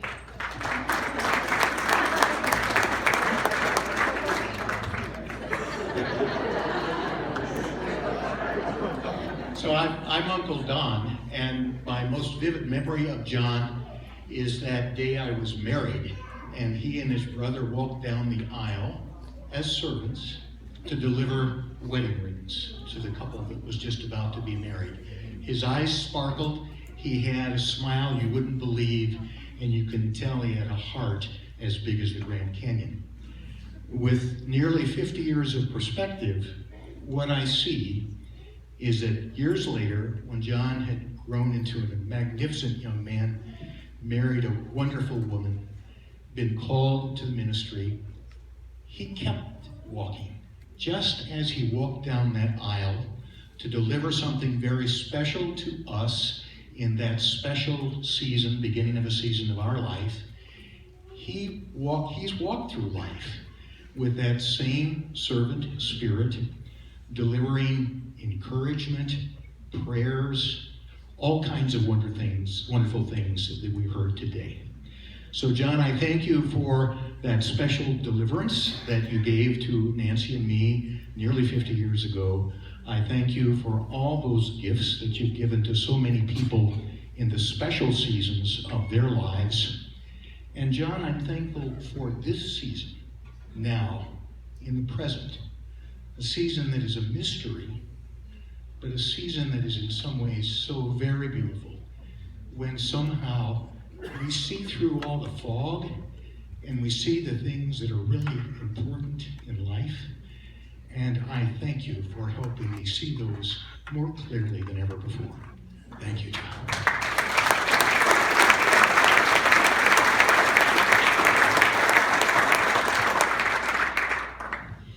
My name's Lacey Dopsch. My name's Wilson. I was here for a short time with The Rock and in Columbia from 2001 to 2005, and I came to this church with a lot of hurt. I didn't know it at the time, and I remember coming to The Rock and just experiencing your zeal and your enthusiasm and your love for the Lord. And my first thought was, "Is this real? Is this real?" And it was. And I experienced that for the first time, that somebody would not only talk the talk, but walk the walk as well. And that changed my life in a big way. You married me and my husband in 2005. Best day of my life, and you were there. And I'm so thankful for that. My husband also, who didn't know you very well at the time, got a sex talk right before he walked down the aisle. Made sure to get that in there, and so he knew right before we were there, and we still laugh about that today.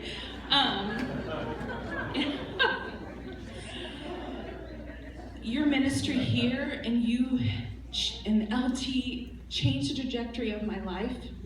me and my husband went on to live in Champaign, Illinois, and serve at the University of Illinois at Illini Life for the last 14 years.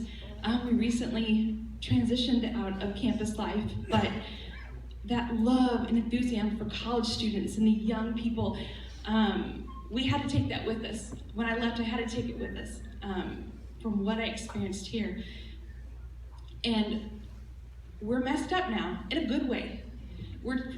Somebody else said something about going to church and feeling like it wasn't the same, and I think it's true. There's something special that's happening at the Rock, that was happening, that is still happening at U of I and a lot of collegiate churches around the United States, is that community and love and authenticity that is happening, and it changes people's lives. And we can't be spectators in church anymore. We can't be consumers of church anymore. We have to go and be involved and reach God's people. And that's because of the example that you set, John. And I thank you so much for that. And on a side note, on that day of my wedding, you met my stepdad. And I made my stepdad go and pick John up from the airport. He was at LT, and they met. And I just want to thank you for the friendship with him. He's a wonderful, incredible man who works his butt off constantly and hasn't always had a ton of time for friendships, and you have invested in him.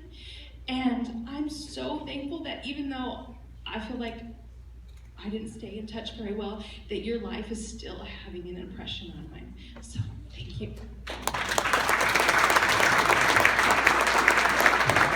Okay, last dude here, and then Josh, sorry. Josh is on, and then there's going to be mingle time here, and John's not running off, so. Okay, I'm on staff at Texas A&M, or now at UTSA, and to represent just the Texas staff, we have a secret in our college ministry, and among dozens of staff, our big secret is just get your students up to John Drage in Colorado. That's been, for the last decade. It worked for me 13 years ago when I was a college student. Radically altered my life to go to LT with John, and we've been using it on our students ever since.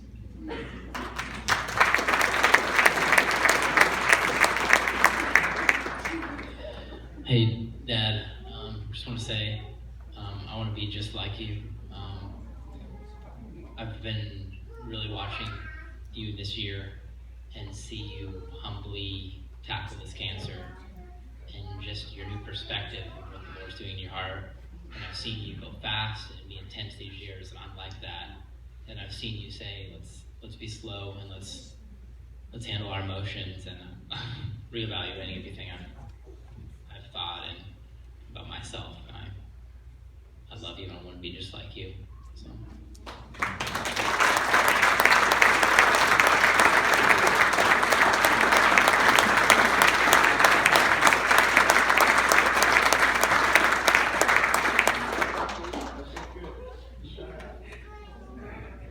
I'm Emily, John's newest daughter-in-law.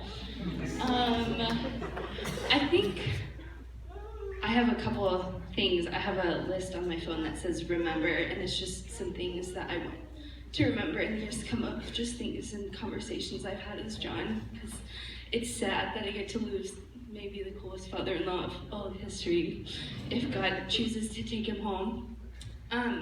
But one thing I had on here was last night we were eating as a family, and John grabbed the old clay pot that he shattered and glued back together for a sermon illustration. I don't know how many of you know about that, but that was the first time I heard about it. And he just said he was thinking of 2 Corinthians 4:7 during dinner, and that we are broken jars of clay and hold the treasure Jesus inside the pot. And that was just something that I was like, oh, I want to remember that for the rest of my life. That I am nothing, what John always talks about, giving the glory to God. The clay pot and Jesus inside is the real work.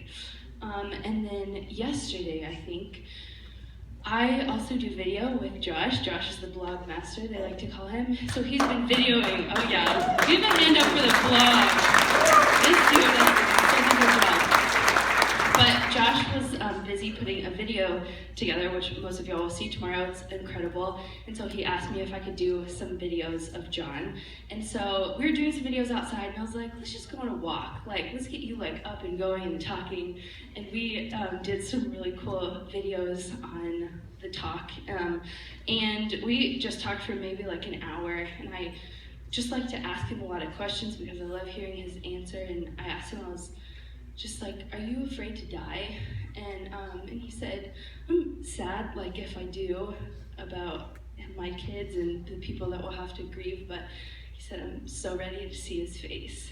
And I just thought that was so amazing, and I want to be at the end of my life so excited to see Jesus' face too.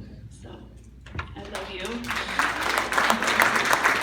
Okay, Gilman, that's cool that you have that side, but let me tell you, when the mom and the dad come up, I ain't not giving them the mic. Okay, so.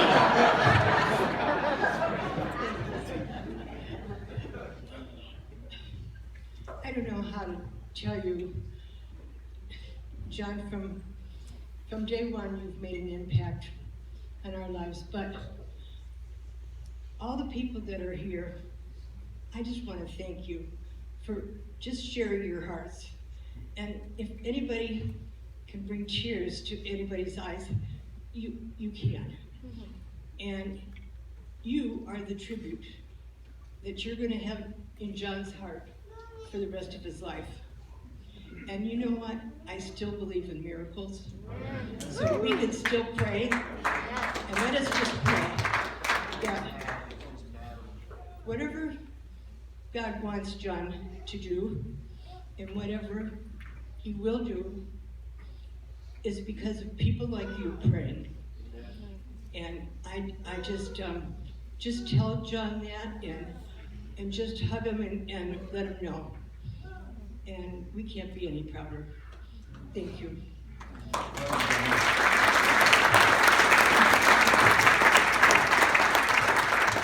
just want to say I love you, John. Thank you. Yes, but just wait a second. All right, so here's what we'll do. I'm going to do John, will you move your chair right over there? We're going to do a quick prayer. Just that's a good lead in, Mom.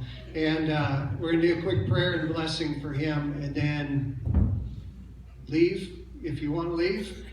Where's Chris Cassing? Okay, Chris Cassing's back here, and he's the guy that's got to shut off the lights tonight. And I don't care how late you stay, it's up to him on when he runs people out and when the cookies run out. So you can stick up here and talk to him as long as you want. I'll stay as late as you want. But if folks are wanting to, anyway, we want to dismiss at a certain time too. Okay, real quick, because we're making this up as we go. As you can see, it's like back and forth. I think it's fitting when you see all this that we've seen tonight. If you're like me and you're sitting out there, you want to respond. And so my guess is you might want to do a standing ovation for a life well lived. So can we just, go ahead.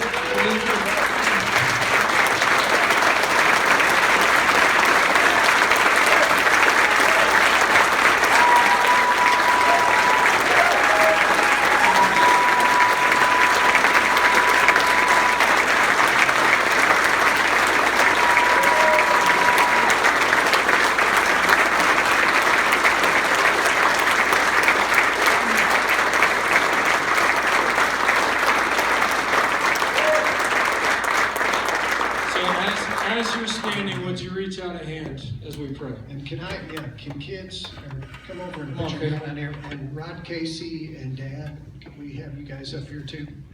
Wanted to ask if you guys put your hand on him.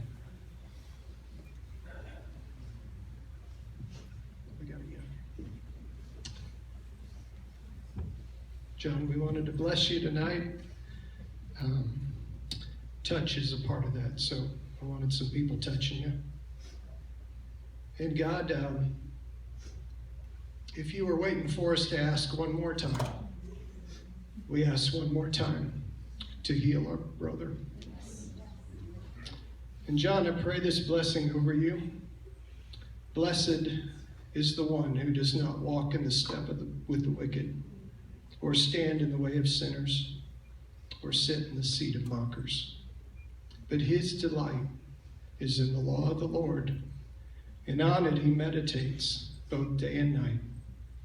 He will be like a tree planted by streams of water, which yields its fruit in season, whose leaf does not wither.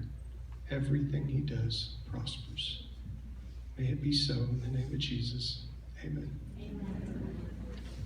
Thank you so much for making this an awesome night. John's going to hang out up here, and I'm going to pass the mic over to the kids. You guys are starting to line up.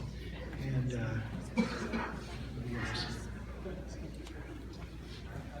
If you're going to stick around, you may be seated for the kids to speak. This row.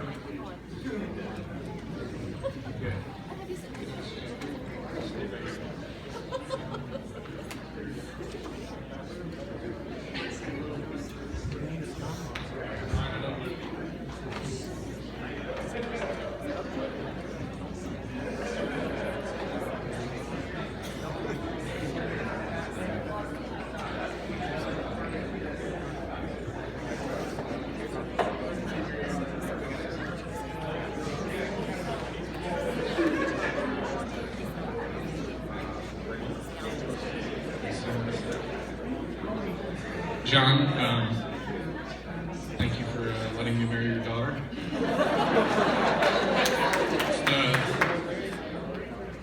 Coming out to college here, the Rock is probably one of the only reasons that I'm still Christian.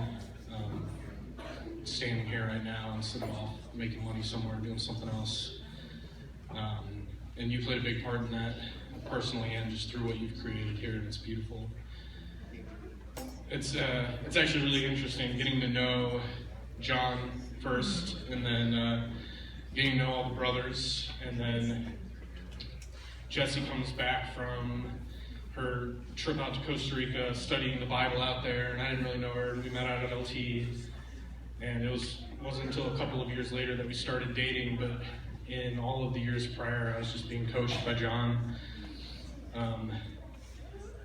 I think one of the greatest things that you gave me was just the opportunity to share without fear of shame. And before college, and even in my freshman year of college, I was not living right with God, and I did not have the ability to talk to my dad about that. I had too much shame on my heart, but I was able to talk to you about it, and I remember after the second year out at LT, I sat down with my parents and I told them about everything that had been going on in my life, and that was not going to be possible without having done that with you first. And you knew what was going on in my life. You knew all my dark secrets, everything that I struggle with, everything that pains me, and then I started dating your daughter.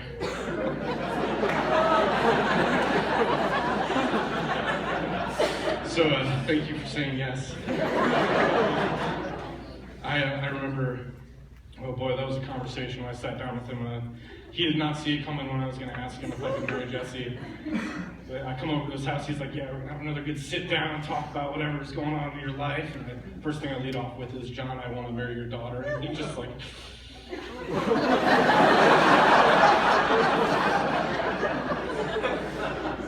And then he said, maybe. I remember talking to Jessie later that night, and she was like, so what did my dad say? Because I had told her we'd been talking about that, and I was like, well, he did not say no. So, John, you've been a huge part of my life. You've been able to, you've taught me so much, and it's beautiful, and I'm just glad that I can call you Dad, too. So, thank you so much.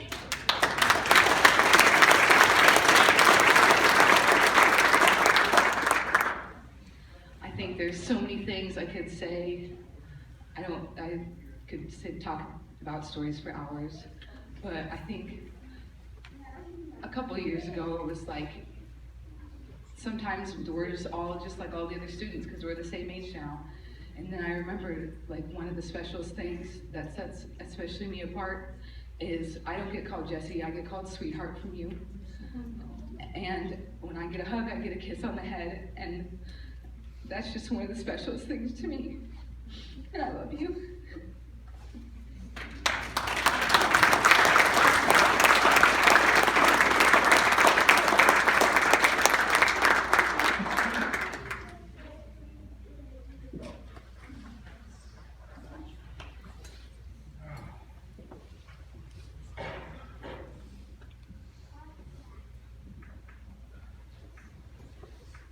So, for those of you that don't know, I'm the Canadian daughter. And the first thing that I remember, Christmas of 2016, meeting you, you were the first of the Drage family, other than Caleb, that I met. And you were sitting in the front seat, the driver's side of the car. I was getting in the back seat, and you said, "Does me talking like this make you miss home?" And he said it in his Canadian accent. And I was like, I don't know. Like, I've been away from home for enough time to not really care anymore. But just you saying that and you being, that was the first thing you said to me that has stuck with me. And I will forever remember that, and just the comedy of it and your love behind it was huge to me. And then we went back to the hotel that I met Mom at, and it was, let's play cards. Let's always play cards with Renee and Caleb. And so if you ever see the four of us hanging out, we'll most likely be playing a game, because that's how I grew up. And that's kind of where they come from too. And I've lived in Columbia since the middle of June now. Being away from family is really hard. Not doing it for 21 years and now just kind of being stuck in a different country. The move has been a lot easier having you guys around, and just to have family close is really huge, and I love just being able to spend time with you guys. So, thank you.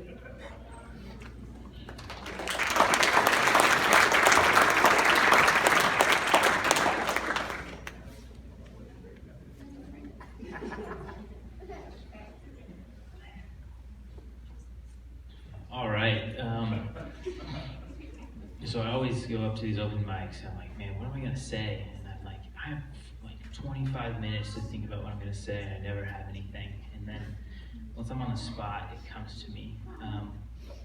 And so just hearing everyone else, all these testimonies of how Dad has changed their lives, and it's not like, oh yeah, Dad once told me my shoes were untied, and so I'm like, wow, man, I could have tripped. Thanks for helping me out. It's like this huge life-altering thing. Someone's like, John married me and my husband together, and someone's like, yeah, if Zach said, if it weren't for John and the Rock, I would not be following Jesus.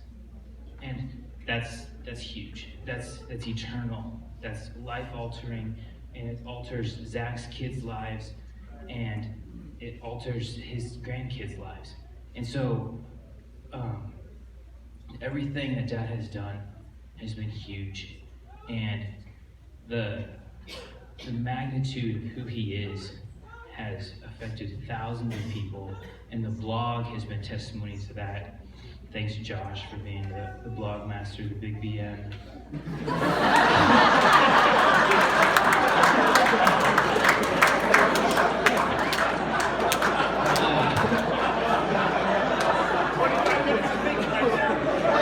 That was all my material for that. No, but I'm so grateful for all of you, because for every one of you that's here, you've all told my family in one way or another, hey, if you need anything, please talk to us. Please ask us for help. And the few times that I've started to cry was when someone said, I'm gonna take care of you. I'm gonna take care of your family, John. And I'm just like, man, what a huge task. That was Jesus' last command. He said, hey, take care of my mom. And I'm like, how am I supposed to take care of my mom when my dad's gone? And I've got this army who's gonna just back me up, backing her up. And Renee, she's gonna help me. And thank you guys.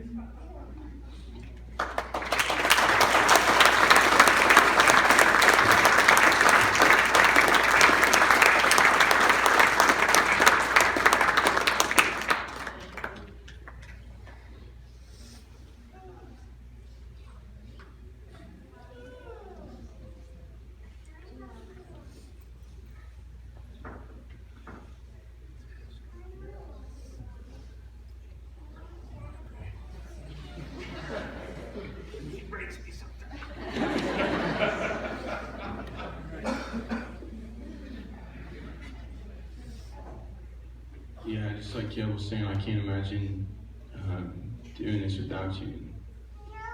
And we're so incredibly grateful for all of your incredible support. It's unbelievable. But one of the things I've been thinking about a lot recently is all the lessons that we've learned growing up. Oftentimes I didn't really get it. We memorize Bible verses, this is what we do. This is how we do conflict resolution, this is just how it's done. There was a way that it was done and I didn't really understand how good that it was. But ultimately everything that we did and that you guys taught us, sometimes hard, was for our good. And so that's like one thing that I'm learning now and seeing it even more is like all the things that you taught us growing up are just so incredible. And just like Josh was saying, like I want to do something half as good as you've done and I want to be like you. But then that same lesson is like when we're going through hard things right now and learning lessons from the Father, like sometimes we don't understand it, we don't get it. But we know that God is still good. We're still victorious because of Him. And just like Kel was saying again, like with this blog getting so much attention, like you're preaching the gospel everywhere you go. I want to be like you. You know, we're in a hospital room and Josh goes, man, the devil chose the worst person to give cancer to because he's just going to be so much more blatant with it, so much more direct. I want to be like you in sharing the gospel. I want to be like you with teaching people. And I can't imagine learning how to do it when you're gone. I love you.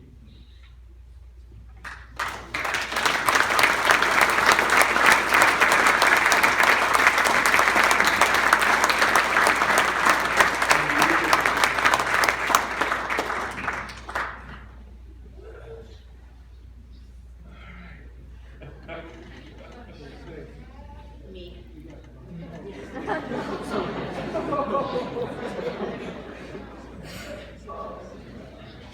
Well, I wasn't going to share anything, but I'm going to sit down.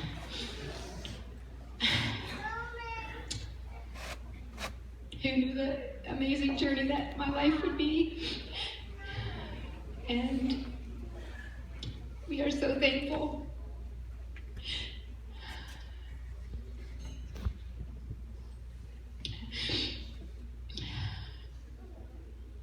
I got to marry my best friend. The things I wanted to do in life were to get married and have kids and be a mom.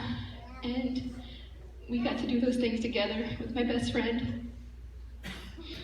And I'm so thankful that we've had a long time to grieve on this journey. And I think that one of the biggest things that I think is that I've walked with the Lord for a lot of years, and I've gone through some hard things. And this is by far the hardest, of course. But God has been good to me. Even when life is hard, He's still been good. And He is still good. And He's not good because I don't like what He's doing right now. My circumstances don't change who He is. And He's still good to us, and we're blessed in so many ways. We do love you all, and just tears of joy to see your faces. Unbelievable. You guys have blessed our lives. It just doesn't go one way. And I'm so sad that I didn't get to talk to each one of you for a longer time, and I had to hug you for 1 second. And we will stay here as long as you want to. Thanks.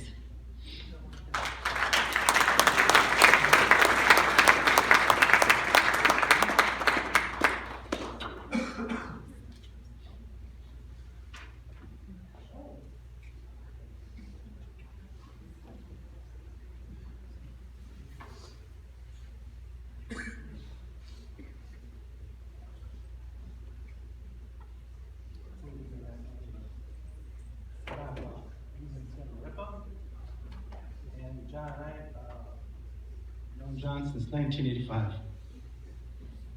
So we were roommates in college, and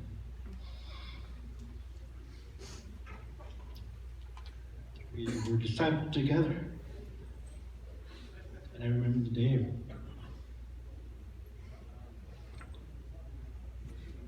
I met John.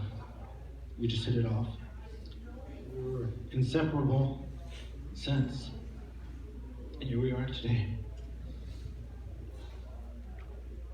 And God used us together to reach others. But what I want John to know is that, he's a warrior.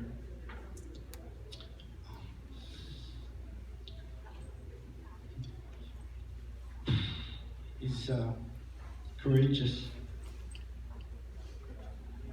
Chris talked about that. He's always been like that. But what we have to know is that the battle is not John's, it's the Lord's. So we need to remember as we pray for John, the battle is the Lord's. King David was a mighty warrior, defeated Goliath, but his battles, when he was victorious, were the Lord's. And that's what we have to do.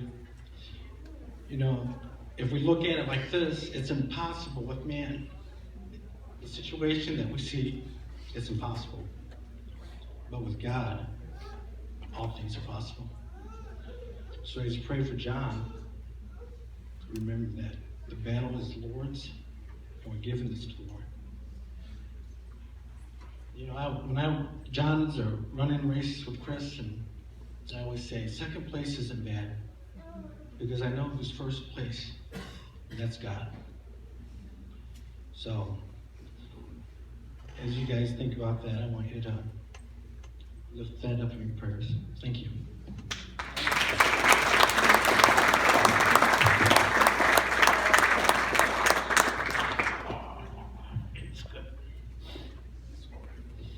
Reuben and I were best men in each other's weddings.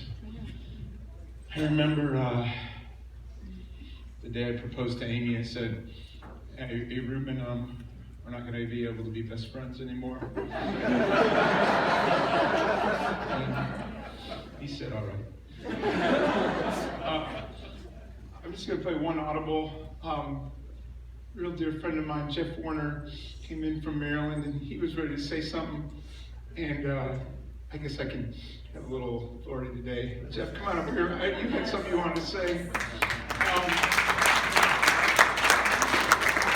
As it's coming up, I'm just so thankful for this day and everything we got to do. And again, like Amy said, and I said, we're going to stick around as long as possible, but I know Jeff came a long way. I want to hear what Jeff has to say. No pressure. I'm sorry I waited to last, but I've been enormously weepy about this moment. The Warriors love the Drages. We've spent 25 years together almost, between LTs and doing life, and our kids have grown up with their kids. And John's influence is so significant. When I picked up my rental car, the guy knew John. He didn't know you were sick, but he knew John. And I'm just making small talk and Mizzou, and here we got a common guy. And I'm like, that just captures the story of John Drage. And we've all talked about the impact that John has had on all our lives. Amy and Josh and Jesse and Caleb and Van. And it's just been amazing. But and a lot of us, we're in ministry, we've done ministry with the Drages, we've done a lot of ministry together. But the thing I particularly have watched vicariously as we've walked this journey from afar is a lot of us teach people how to live. And John has done something that's been a burden and a blessing of teaching us how to meet Jesus. And I'm moved by that, and I'm inspired by that, because this is our faith in action. And I love that Twinkie example. Never heard that. That's a great example. But to watch what's happening and to watch your faith and Amy, your faith and the kids and what the Lord is doing has been nothing short of inspiring and exciting to watch. And I had a verse, and we never know our time, but this is the verse I thought about with John, and this is Paul at the end of his life. And he says for 2 Timothy 4, 6 through 8, he says, "For I'm already poured out as a drink offering, and the time of my departure has come. I have fought the good fight. I have finished the course. I have kept the faith. In the future there's laid up for me a crown of righteousness with the Lord, the righteous judge, will reward to me on that day. And not only to me, but to all those who have loved his appearing." And that's our hope, and that's what John has been living, and that's what's inspiring. And as we get older, legacy matters. And this is a small part of the legacy of what you and Amy and the family, so many have done. So we love you guys, and glad to be here.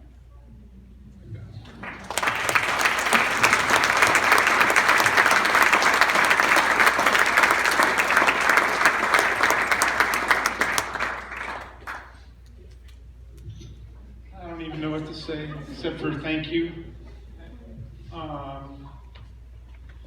This day's been coming for a few weeks as we've been getting it planned, and I didn't want to have anything to do with the planning. And thank you.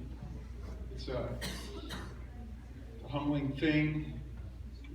I think probably the only little idea I want to leave you with is I've been sharing this little silly illustration, and Emily and I even filled a blog on it, so it'll be out there in a little bit. But you know, right near the end of Jesus' ministry, he's coming in to Jerusalem on Palm Sunday, and he's been so impressive to everybody they're going to make him king by force, which causes lots of problems because the Romans and the Jews had kind of a good deal going on, and everything's getting disruptive. He's coming in, and he's riding a donkey. And everybody's cheering, Hosanna, and they're throwing down palm leaves. And he just keeps going. And the question is, do you think the donkey ever thought it was for him?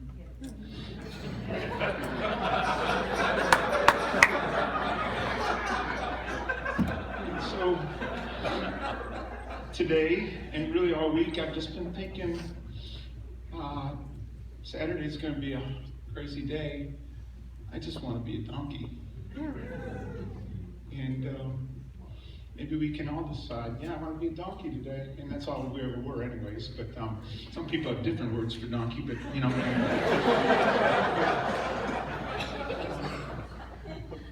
I don't know. Again, just even give me an update. I think my overwhelming emotion is thankfulness. Enjoy it every once in a while, but I don't know, God's been so good. Been blessed in every possible way, relationally, spiritually.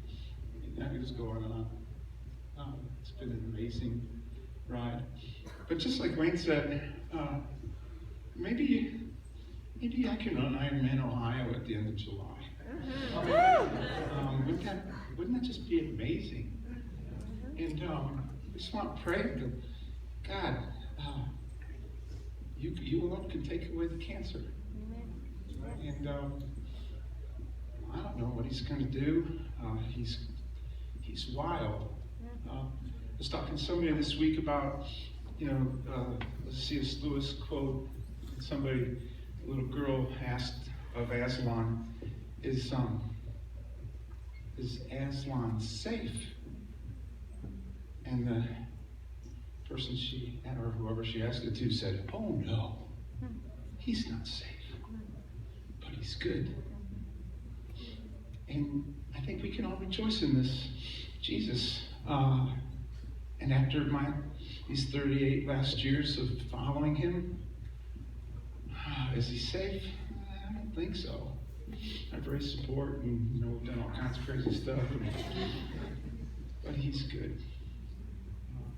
I think we could say that shouting, not just whispering, and we've learned that he's good.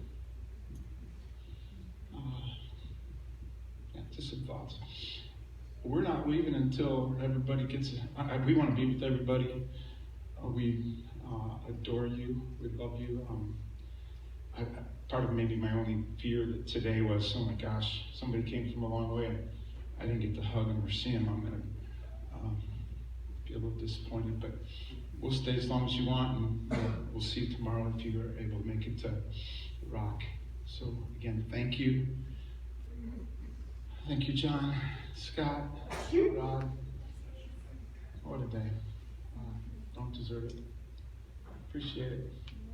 Other than that, do I dismiss them? You guys are done. It's your show.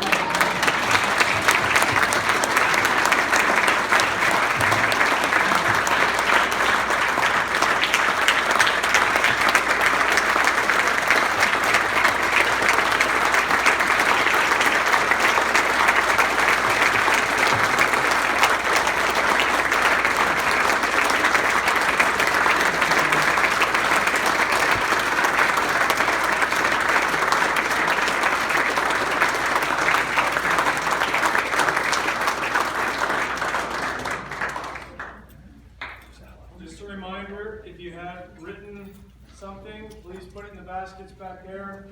Remember, you can always send videos, or for goodness sake, go hug him now. Thank you.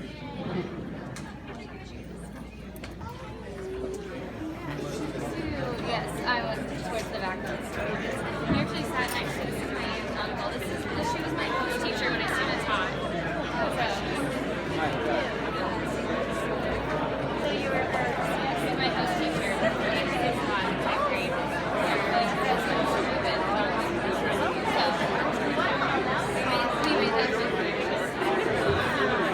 That's really looking out for you. Yes. I mean,